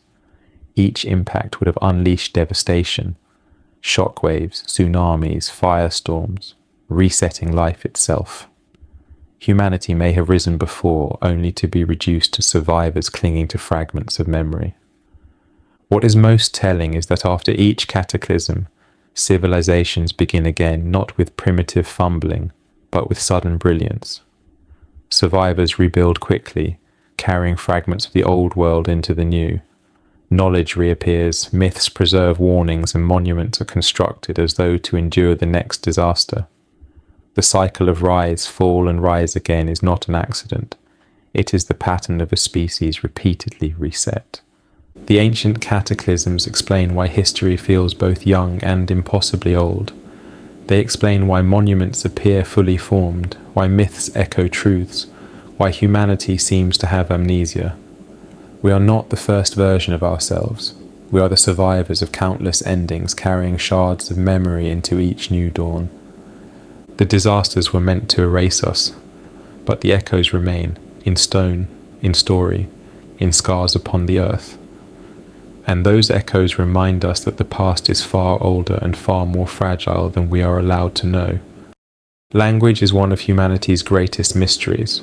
We are told it evolved slowly, that primitive grunts became words, words became grammar, and grammar became speech. But the record does not support this. Writing, the most enduring form of language, appears suddenly, fully formed, with no clear steps of experimentation. And myths across the world do not speak of humans inventing language, they speak of it being given, taught, bestowed. The ancients remembered language not as discovery, but as a gift. Some even claimed it was the very force that created the world. This is the story of the language of the gods, words that shaped reality itself. In Mesopotamia, the Sumerians were the first known to write, but cuneiform does not appear as crude scratchings, gradually improving over time. It arrives fully developed with complex symbols, grammar, and structure. The Sumerians themselves did not claim invention. They said writing was a gift from Enki, the god of wisdom, who gave humanity the means to record laws, knowledge, and the heavens. Was this merely a story or a memory of language being bestowed from outside? In Egypt, hieroglyphs emerged suddenly as well, already refined and symbolic. They were said to have been given by Thoth, the god of wisdom and writing. Thoth was remembered not only as a scribe but as a magician, whose words had power to shape reality. For the Egyptians, language was not simply communication, it was creation. To speak was to command, to write was to preserve the eternal. The same theme surfaces in India. The Vedas, some of the oldest sacred texts in the world, describe sound itself as the foundation of creation. In the beginning was the word, they say, echoing across cultures. The mantras were not seen as poetry, but as vibrations of reality, sounds that connected the human with the divine. The syllable Om was not merely a sound, but the essence of the universe itself. Even the Bible remembers language as something divine. In the beginning was the Word, the Gospel of John declares. God spoke and creation followed.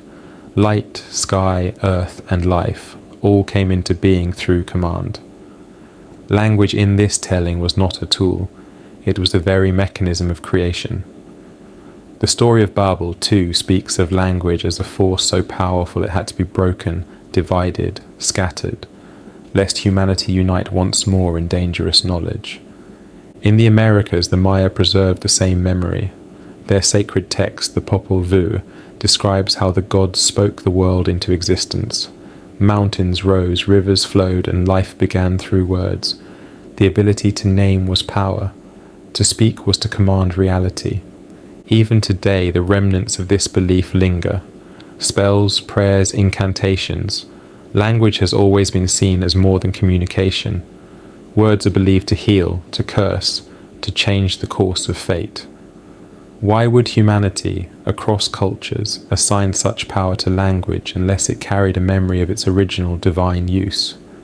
The suddenness of writing, the myths of divine instruction, the power ascribed to speech, all suggest that language was not invented, but inherited.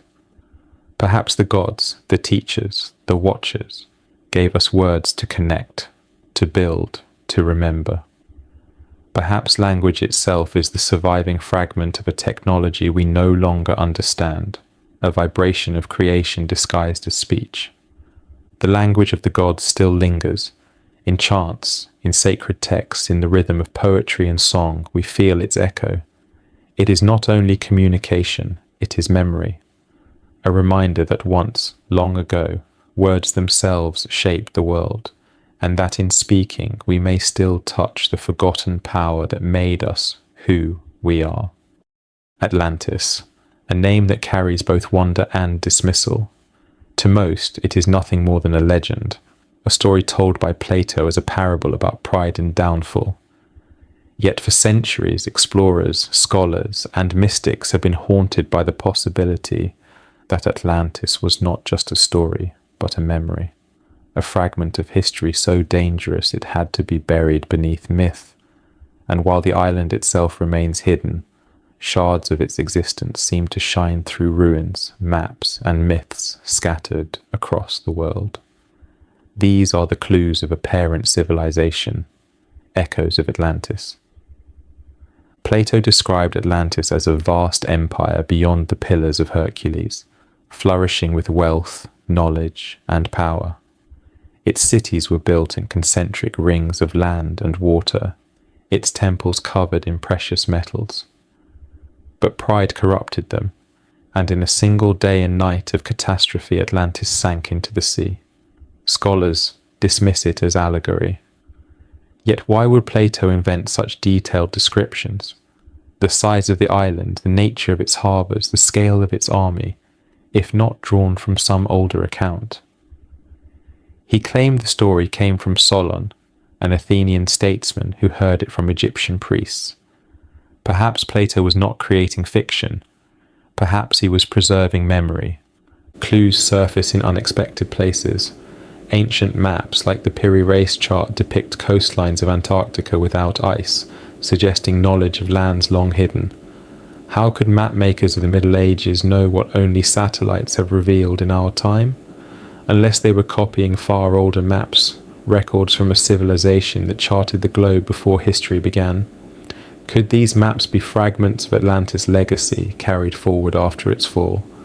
Monuments across the world seem to echo Atlantean influence. The pyramids of Egypt and Mesoamerica rise with similar designs despite oceans between them. Megalithic structures in the Andes, the Mediterranean, and the Pacific share the same uncanny precision, the same mastery of stone.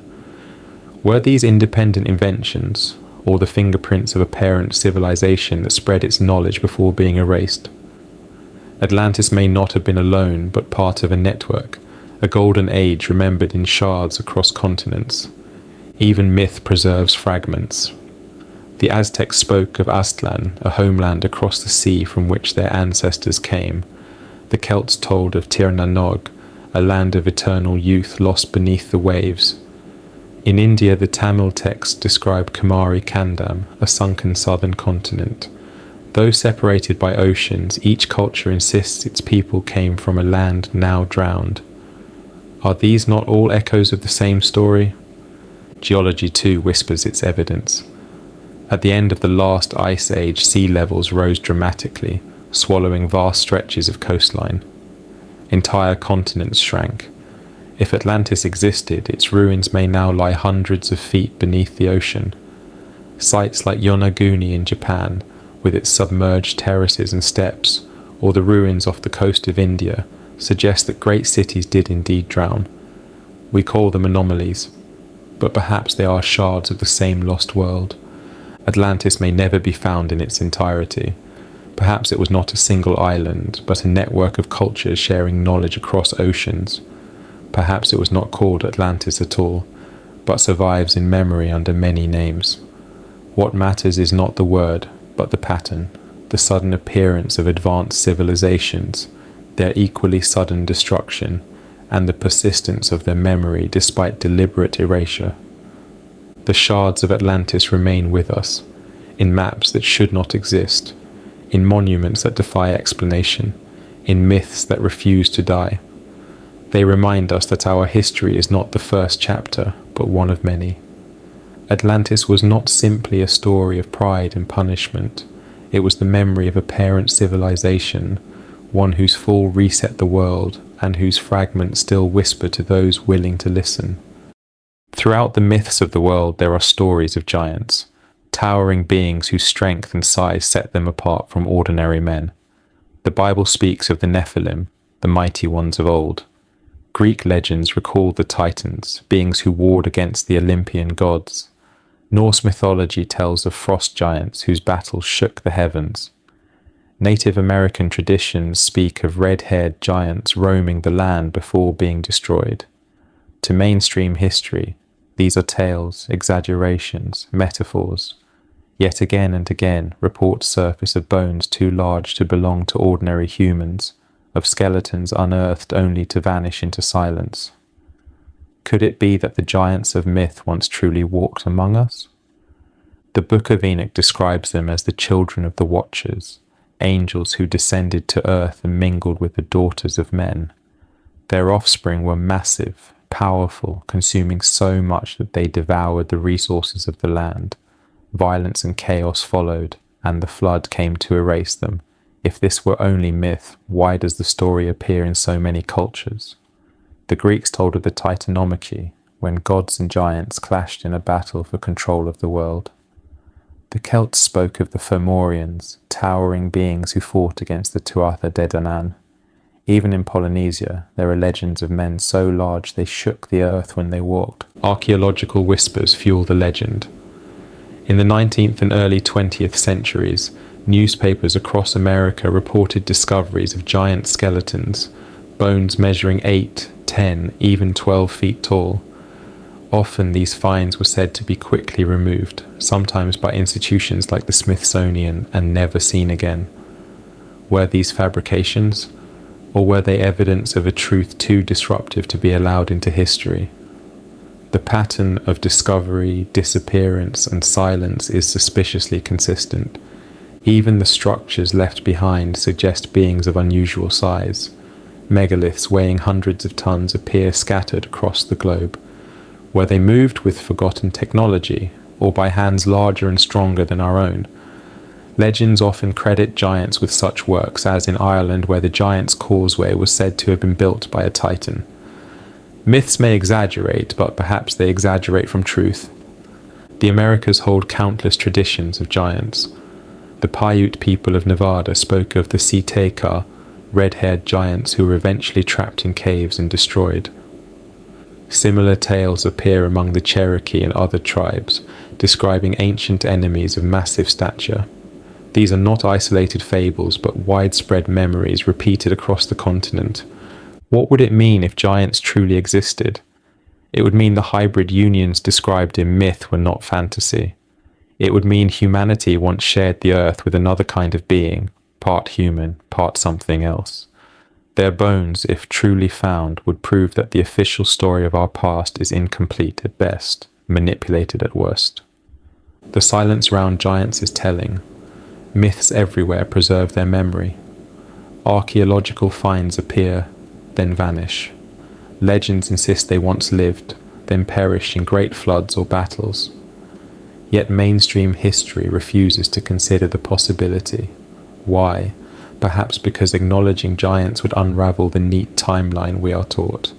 It would prove that humanity's story is not linear, but tangled with beings larger, stranger, and older than we can imagine. The giants may be gone, but their echoes remain. In myths, in ruins, in bones that surface only to disappear. They remind us that the world was once stranger than it is today, and that we are not the only kind of human to walk this earth. Giants lived among us, and though their bodies may be hidden, their memory refuses to die. From the first dawn to the last setting sun, humanity has always turned its eyes to the light in the sky. The sun was not simply warmth or illumination, it was the giver of life, the regulator of time, the eternal presence around which all things revolved. Ancient civilizations did more than worship it. They studied it, tracked it, aligned their monuments to its movements with a precision that defies explanation. This solar memory, etched into stone across the globe, suggests that our ancestors possessed advanced knowledge of the sun, knowledge that may not have been discovered but inherited. At Stonehenge in England, the great trilithons frame the sunrise on the summer solstice and the sunset on the winter solstice. This was not accident. It was deliberate design, requiring generations of observation, or perhaps the survival of data from an earlier age. The builders were not fumbling in darkness. They knew exactly what they were measuring, embedding the cycles of the sun in stone so massive that it could never be erased. In Egypt, the temples of Karnak and Abu Simbel align perfectly with solar events. At Abu Simbel, the sun's rays pierce the temple twice a year, illuminating statues deep within. The Great Pyramid itself is aligned not only to the stars, but also with astonishing accuracy to the cardinal directions, north, south, east, and west, orientations dictated by the sun's path. Why would tombs need such precision? Unless they were more than tombs. Unless they were solar markers, instruments of knowledge disguised as monuments. The Maya too encoded solar wisdom into their cities. At Chichen Itza, during the equinox, The setting sun casts a serpent-shaped shadow down the steps of El Castillo, joining with the carved serpent's head at its base. This spectacle is not mere coincidence. It is the fusion of architecture with astronomy, a reminder that the Maya knew the solar year to within minutes of accuracy. Their calendar, spanning thousands of years, remains more precise than some modern systems. How could jungle tribes, according to mainstream history, master solar cycles with such perfection? Unless they were carrying forward the memory of a forgotten science. In Peru, the great Intihuatana stone at Machu Picchu is known as the hitching post of the sun. Its angles align with solstices, marking the exact times of year when the sun changes its path. The Inca built entire cities around solar alignments, embedding their memory of the heavens into the earth itself. They said their rulers were children of the sun, direct descendants of a solar god. Myth and architecture merge, pointing to the same truth. The sun was not only worshipped, it was studied, encoded, preserved. Even in the American Southwest, the ancestral Puebloans carved spirals into stone that track the solstices and equinoxes through the movement of sunlight and shadow. Across Africa, Asia, and Polynesia, the same patterns repeat. Monuments aligned with dawn and dusk, calendars etched into rock, entire cultures structured around solar cycles. Why this obsession? Because the sun is more than a source of light. It is the clock of the cosmos, the giver of rhythm to life itself. To know its cycles is to control agriculture, to measure time, to predict the seasons. But in many cases, the precision of these alignments goes far beyond what would be needed for survival. They hint at a deeper knowledge, a cosmic awareness, as though ancient peoples were not simply watching the sun, but remembering its secrets. The solar memory unites humanity's past. Civilizations separated by oceans all built the same monuments, aligned to the same cycles, tracking the same star. It is as though they were all following a shared instruction, an inherited science. The sun became their teacher, their calendar, their god, and through stone they ensured its wisdom would never be erased. The monuments still whisper when the solstices return. Shadows move, light pierces, serpents descend in patterns that defy time. The solar memory endures, reminding us that humanity's knowledge of the heavens did not begin with us. It began long ago in an age erased when the sun itself was our first teacher. The moon has always held humanity in its gaze. Soft, silver, eternal, it drifts across our skies like a watchful twin. To us, it is a companion, a marker of time, a bringer of tides. But to the ancients, it was far more than that. Myths describe it as a goddess, a keeper of secrets, even an artificial creation. Forgotten knowledge of the moon lingers in fragments across cultures, suggesting that our ancestors knew mysteries about it that we no longer understand. The moon, silent and cold, may be far stranger than we are allowed to believe. In ancient Mesopotamia, the moon god Sin was revered as one of the oldest and most powerful deities. His symbol, the crescent, guided kingship and law. Temples to the moon predate many dedicated to the sun. Why did the earliest civilizations place such importance on the moon, unless they inherited knowledge that it was more than a simple light in the night sky? They knew it governed tides, cycles, fertility, truths that modern science confirmed much later. In Egypt, Thoth, the god of wisdom, was associated with the moon. He measured time, ordered the heavens, and balanced the cosmos. The moon was not just a light, but a cosmic instrument, its phases tied to the rhythms of life and death. Even the calendar itself, the very measure of time, was built on lunar cycles long before solar calendars were adopted. To the Egyptians, the moon was a clock of eternity. In India, lunar deities and cycles shaped the sacred texts. The waxing and waning of the moon were tied to the cycles of reincarnation, the eternal rhythm of life. Rituals, festivals, and prophecies were timed by lunar phases, suggesting an intimate awareness of the moon's influence on human life. The Vedas describe the moon as a vessel of souls, a place between worlds where spirits travelled after death. Even in the Americas, the moon was central. The Maya tracked lunar cycles with extraordinary accuracy, weaving them into their complex calendars. For them, the moon was not merely a reflection of the sun, but a force with its own will, guiding agriculture, fertility, and prophecy. The Inca revered Mama Quilla, the moon goddess, protector of women and guardian of time. Yet beneath the reverence lies something stranger. Myths in Africa and South America speak of a time before the moon existed. The Zulu remember when the moon was brought into the sky by two brothers. Colombian tribes tell of an age of chaos before the moon was placed in orbit. These are not isolated stories. They suggest that humanity once remembered a sky without the moon, an impossible idea, unless our ancestors preserved the memory of a time before it appeared. Even science whispers enigmas. The moon is a puzzle. Too large compared to the Earth, its orbit unusually perfect, its size almost exactly matching the sun from our perspective, allowing for total eclipses. Its density is strange, and seismic tests revealed it rings like a bell when struck, as though hollow. Was the moon always there, or was it placed, positioned, designed? If so, who placed it, and why? The ancients may have known. Their myths describe the moon not only as natural but as intentional, a guardian, a regulator, perhaps even an artifact. Its presence shaped the rise of life itself, stabilizing Earth's tilt, governing tides, creating conditions for civilization. Without the moon, we may not exist at all. The moon mysteries remind us that our companion in the sky is not fully understood and perhaps never was. To the ancients, it was a being, a teacher, a machine of the cosmos. To us, it is an enigma that grows deeper the more we study it.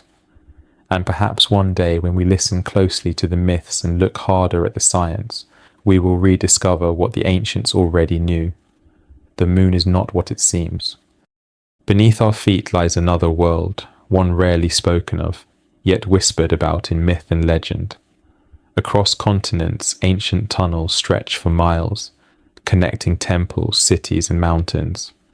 Some are carved with astonishing precision, others so vast that their purpose seems impossible to explain.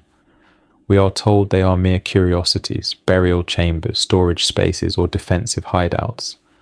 But the scale, age, and global repetition of these underground networks suggest something far greater.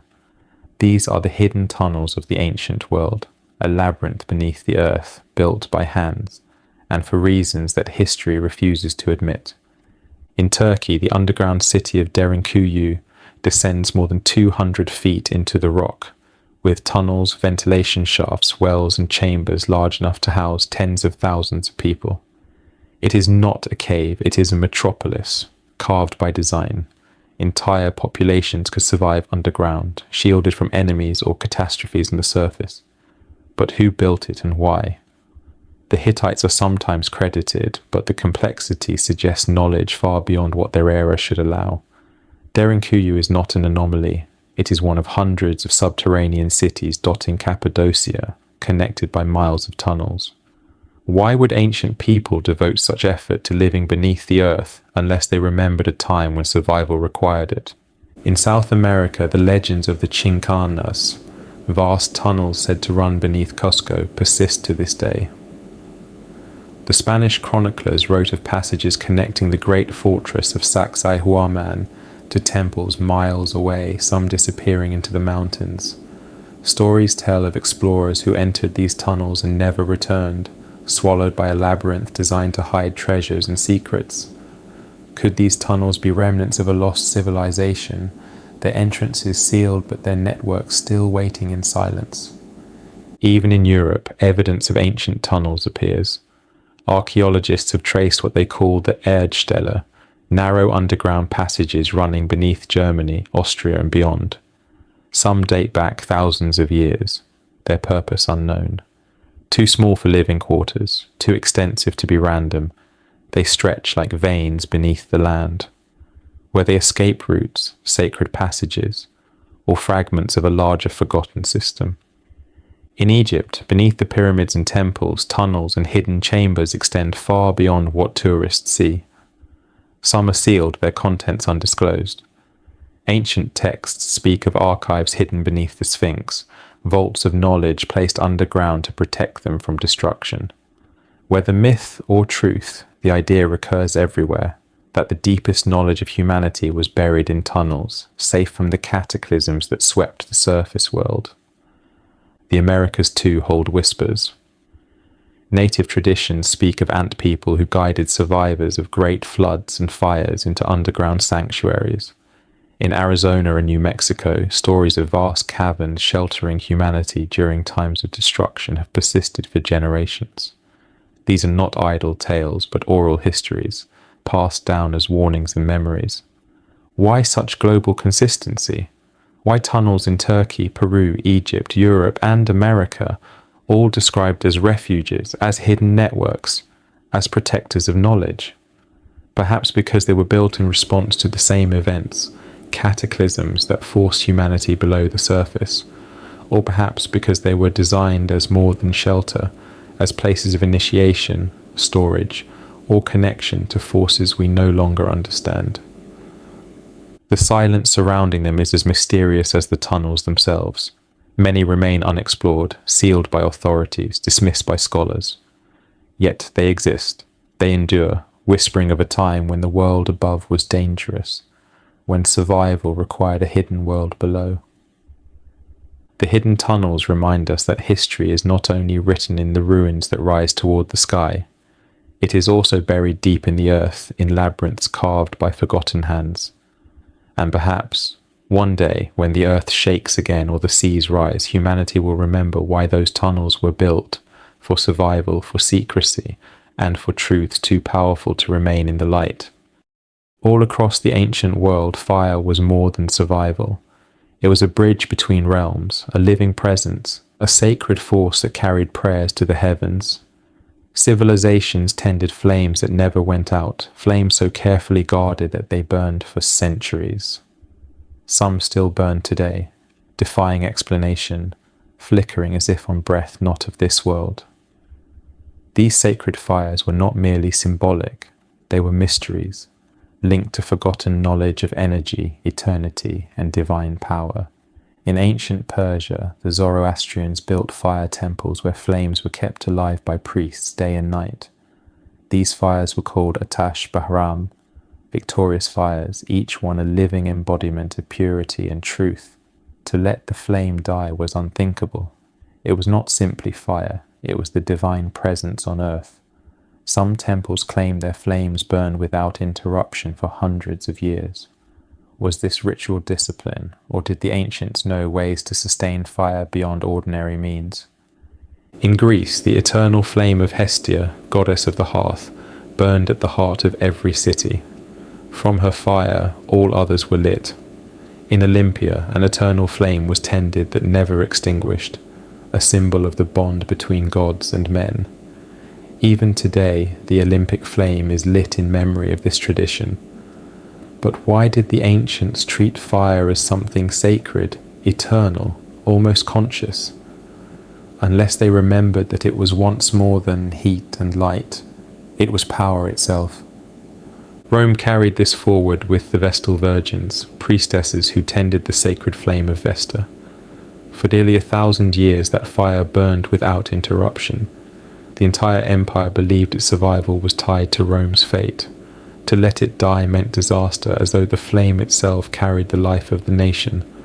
Why would a culture pour such devotion into a fire unless they understood it as a force deeper than we recognize? In India, the sacred fire of Agni has burned in rituals for thousands of years. Even today, Vedic ceremonies begin with fire offerings, flames believed to carry words and intentions directly to the gods.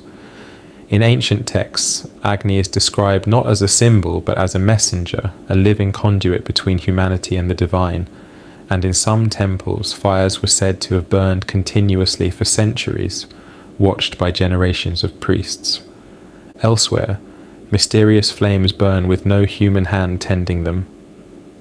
In Azerbaijan, the fire mountains and temples of Ateshka are fueled by natural gas vents, but for millennia they were seen as eternal fires gifted by the gods. The Yanatash flames of Turkey blaze from the earth itself, described in Homer's epics as the breath of monsters. Even in North America, legends of eternal flames tied to springs and caves suggest a memory of natural fires treated as holy places. But perhaps there is more. Could these sacred fires reflect knowledge of energies we no longer understand? Some researchers have speculated that ancient people knew how to tap natural gas, oils, or even more advanced fuels to sustain flames indefinitely. Others believe the myths describe not only physical fires but a deeper energy, the fire within, the life force, the eternal spark of consciousness. If so, the flames were both real and symbolic, representing technologies and truths deliberately disguised. What matters is not only that the fires burned, but that they united civilizations. From Persia to Rome, from India to Greece, the sacred flame was treated as eternal, divine, beyond human invention. It was something carried forward, preserved at all costs, because it was a fragment of a deeper knowledge, one that linked humanity directly to the source of creation. The sacred fires remind us that the ancients saw power where we see only flame. They guarded it not because it was practical, but because it was eternal. And though most of those flames are now extinguished, their memory endures, flickering in myths and rituals, whispering of a light humanity was never meant to forget. Throughout history, humanity has gathered its knowledge into libraries, temples of memory meant to preserve the wisdom of ages. Yet again and again these repositories vanish, consumed by fire, war, or silence. The Library of Alexandria is the most famous, but it is not the only one. Across the world, records of forgotten ages have been deliberately destroyed, sealed, or hidden away. What remains are whispers of archives that once held truths too dangerous to survive in the open. These are the hidden libraries of the past, and their absence is as telling as their presence. The Library of Alexandria is remembered as the greatest storehouse of ancient knowledge, with hundreds of thousands of scrolls said to contain the histories, sciences, and philosophies of civilizations long lost. Accounts differ on how it was destroyed. Some blame Julius Caesar's siege, others the decree of later emperors, still others the arrival of religious zealots. But perhaps the more important question is not how it burned, but why. What truths were erased when its shelves turned to ash, and what knowledge may have been quietly removed before the flames? In Mesopotamia, the Library of Ashurbanipal offers a rare glimpse of what might have been preserved elsewhere. Buried in Nineveh, it contained tens of thousands of tablets, inscribed with myths, rituals, and scientific texts. Among them was the Epic of Gilgamesh, with its flood story echoing the Bible and astronomical records of staggering accuracy. If this is what survived in one library, what was lost in the others? How much of humanity's earliest history was recorded, then deliberately buried or destroyed? Egypt, too, whispers of hidden archives. The priests of Heliopolis were said to have guarded ancient scrolls, tracing back to the time of the gods. Legends speak of a hall of records beneath the Sphinx, a chamber where the knowledge of a lost civilization, perhaps even Atlantis, was sealed away for a future age. Excavations around the Sphinx remain restricted, fueling speculation that something truly lies beneath, kept from the world not because it is myth, but because it is too real. In the Americas, conquistadors wrote of entire libraries burned by their own hands.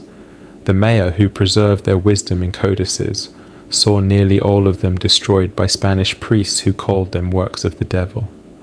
Only 4 codices survive, fragments of a vast archive that once detailed astronomy, calendars, and prophecies, stretching far beyond their era.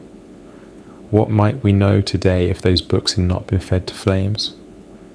The same story repeats in China. Emperor Qin Shi Huang, unifier of China, is said to have ordered the burning of books and the burying of scholars to erase history and cement his rule. Entire schools of thought vanished in an instant, replaced by silence. Yet hidden caches sometimes surface, bamboo texts buried in tombs, preserving knowledge the emperor tried to erase. Who else, across time, sought to silence the past with fire and burial, Even in more recent memory, libraries have fallen to suspicious fates. The House of Wisdom in Baghdad, once the jewel of the Islamic Golden Age, was said to hold ancient texts translated from Greece, Persia, and beyond. When the Mongols invaded, its books were thrown into the Tigris River, turning the waters black with ink. Knowledge that could have reshaped history was gone in days. The pattern is clear. Humanity gathers knowledge. Catastrophe, or deliberate erasure, follows. What survives is only a fraction, enough to hint at what was lost.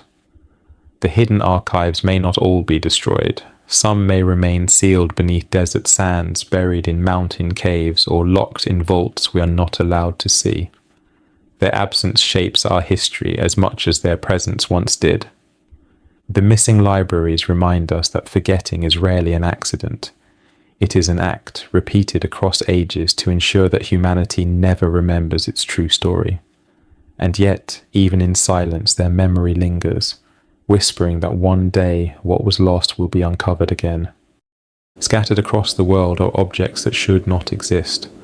Tools, machines, and artifacts that defy the timeline we are told to believe. Some are buried in rock layers millions of years old. Others display craftsmanship that surpasses the abilities of the cultures they are attributed to. Whenever they surface, they are dismissed as hoaxes, anomalies, or accidents. Yet their very persistence suggests another truth, that fragments of forgotten civilizations still lie in our hands. These are the forbidden relics, artifacts erased from history because they tell a story we were never meant to know. Consider the Antikythera mechanism, discovered in a Greek shipwreck over a century ago. At first it looked like a corroded lump of bronze, but when studied it revealed itself as an astonishingly advanced device, a mechanical computer capable of tracking eclipses, planetary movements, and celestial cycles with incredible precision. Scholars admit that no comparable mechanism appeared until over 1,000 years later. How could such knowledge exist, vanish, and then reappear? The mechanism is not an anomaly, it is a relic of a science deliberately forgotten. Or take the Baghdad battery, clay jars from Mesopotamia fitted with copper cylinders and iron rods. When filled with acid, they generate electricity. To skeptics, they are curiosities. But to others, they are proof that ancient peoples understood and used electrical energy, whether used for plating metals, for healing, for rituals that demanded unseen power. Whatever their purpose, they should not exist in a timeline where electricity belongs only to the modern world. Even stranger are artifacts embedded in stone. Reports from the 19th and early 20th centuries describe nails, hammers, and other objects found in geological layers millions of years old. A hammer encased in rock in Texas, its head made of nearly pure iron, challenges everything we know about metallurgy. A mysterious aluminum wedge found in Romania, buried with mastodon bones, suggests advanced technology in prehistoric times. These finds are quietly dismissed, tucked away in museum basements or labelled as accidents.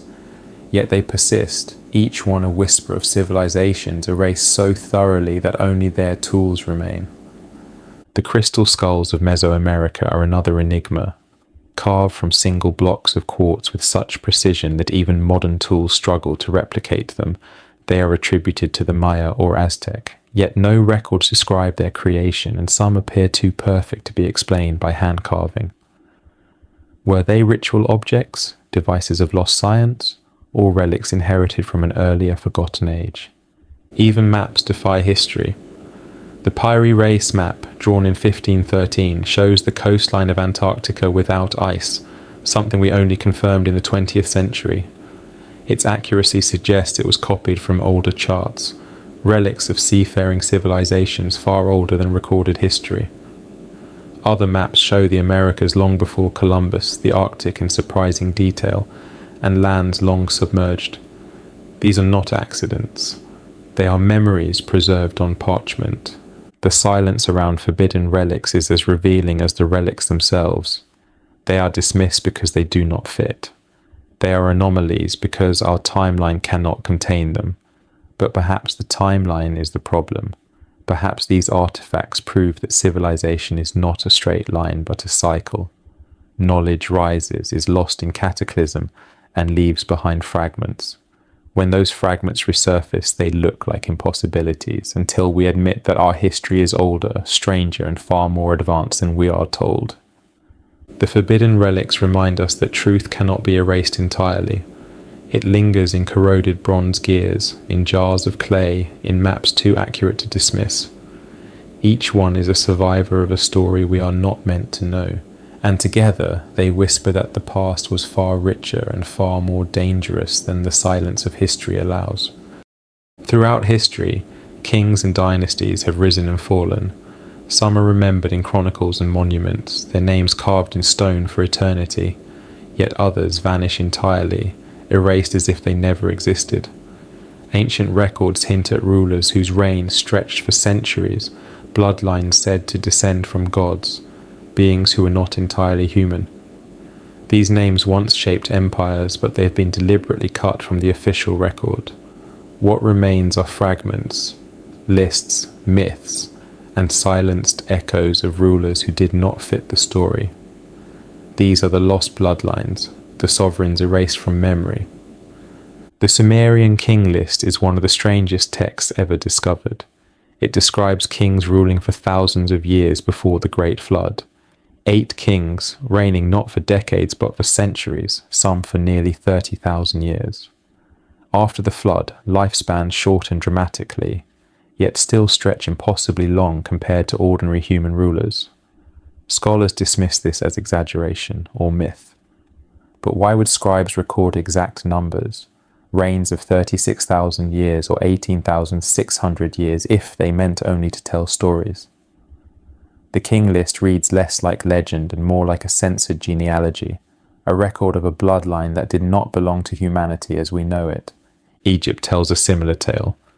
The Turin Papyrus, a fragmented king list, includes rulers called the Shemsu Hor, the followers of Horus, who reigned before the dynasties we know.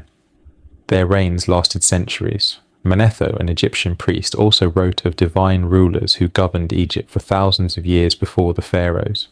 These names are absent from modern textbooks, erased from official history, yet the Egyptians themselves preserved them, insisting their civilization was far older and guided by beings of divine blood. In the Bible, too, we find echoes of these lost rulers.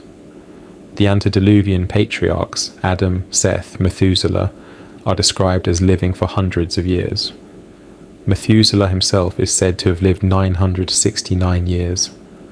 Why would these texts preserve such long lifespans unless they were remembering a time when lifespans truly were different? Perhaps these were not ordinary humans at all, but remnants of a bloodline later erased, their existence too disruptive for the story humanity was meant to inherit. In South America, dynasties trace their ancestry to gods. The Inca rulers claimed descent from the sun, their line legitimized by divine inheritance. The Maya kings were said to carry blood of the sky, their rituals designed to keep the divine spark alive. Across Polynesia, chiefs claimed ancestry from star beings, their genealogies stretching back to unions between mortals and gods. These claims are dismissed as political invention, yet why would so many cultures insist on divine descent unless they were preserving a memory? Even in Europe, legends of lost rulers endure. The Tuatha De Danann of Ireland were described as shining beings who ruled before the coming of the Milesians. In Norse myth, rulers claim descent from Odin himself. In every tradition, the earliest dynasties are never merely human. They are mixtures of mortal and divine, erased over time until only fragments remain. Archaeology occasionally uncovers physical traces. Skulls with elongated crania found in Peru and Egypt suggest bloodlines that were different. Genetic studies reveal anomalies in royal mummies, markers not easily explained. These fragments hint at a truth the ancients preserved openly, that their kings were not like other men. Why then were these bloodlines erased? Perhaps because they revealed too much. If rulers truly carried divine or hybrid ancestry, then history is not simply human, it is intertwined with beings who shaped us. To silence this truth, their names were struck from records, their reigns reduced to myth, their bloodlines hidden. Yet the fragments persist, the king lists, the papyri, the myths, the genealogies, they whisper of rulers who once held the world, whose blood tied them to something beyond humanity. The lost bloodlines remind us that history is not only about what is remembered, but about what has been deliberately erased, and in that silence the shadows of ancient kings still linger. There is a reason history feels incomplete, a reason the ruins do not match the textbooks, a reason myths sound more like memory than imagination. The truth of who we are and where we came from has always been close enough to touch, yet kept just out of reach. It hides not because it is gone, but because veils have been drawn across it century after century. Each veil is crafted: wars, fires, rewritten chronicles, erased names, broken artifacts. What remains is silence, but silence, too, speaks. It tells us that someone or something wanted the truth hidden. When you look at the pattern, it is undeniable. Civilizations appear suddenly, fully formed, with sciences and skills they should not yet possess. Cataclysms strike, records vanish, survivors rebuild with fragments, monuments rise that defy explanation, artifacts surface that should not exist. Myths repeat the same stories across continents. Every time the picture begins to emerge, a veil falls. Knowledge is burned, bones disappear, libraries collapse, and we are told it is all coincidence. Yet coincidence cannot explain the consistency. The veils were drawn to ensure humanity would never see the full tapestry of its past. Why? Perhaps because knowing the truth would change everything. If we remembered that we are not the first civilization, that we carry bloodlines older and stranger than history admits, that we were taught by beings who came from beyond, then the entire structure of power built on silence would collapse. To keep control, the truth had to be buried, the veils kept in place. But cracks remain. Each discovery, each forbidden relic, each myth that refuses to die, these are rips in the fabric of silence. The veils are not perfect, they are fraying. And as they fray, the truth shines through like light breaking into a darkened room. That is why these stories still haunt us, why the ruins still call to us, why the past still whispers. Because the truth cannot be destroyed, it can only be hidden. And perhaps that is why you are here now, listening to this. Because something deep inside knows the veils are not permanent, that the fragments matter, that the silence is breaking. The final veil still hides the full truth, but it will not hold forever. When it falls, we will see who we really are, and that story will be greater, older, and stranger than anything we were ever taught to believe. If this journey has moved you, if it has awakened that sense of wonder and doubt within you, then stay with us. Watch our other stories. Share these truths so they are not lost again. Comment with your thoughts, because every question you ask tears another hole in the veil. And most of all, subscribe to Bedtime Historians, so together we can keep lifting the silence piece by piece. The veils were meant to keep us blind, but together we will see, and the truth at last will no longer hide. If you've stayed with us through this journey, then you already feel it. The weight of forgotten history, the questions that refuse to stay silent, the truths that wait just beyond the veil. This story does not end here. It continues in every ruin, every myth, every mystery left behind, and together we can keep uncovering it. So don't let this be the last step. Stay with us. Watch our other videos and follow the threads of history they reveal. Each one connects, each one deepens the picture, each one brings us closer to what was hidden. If this spoke to you, let us know. Share your thoughts in the comments. Your voice matters. Your questions matter. Like this video, if you want more truths unearthed, and share it so others can join the search. And most of all, subscribe to Bedtime Historians so you never miss the next chapter in this unfolding story. The past was silenced once, but together we can give it a voice again. The veil is lifting, and with your help we will uncover everything they tried to erase.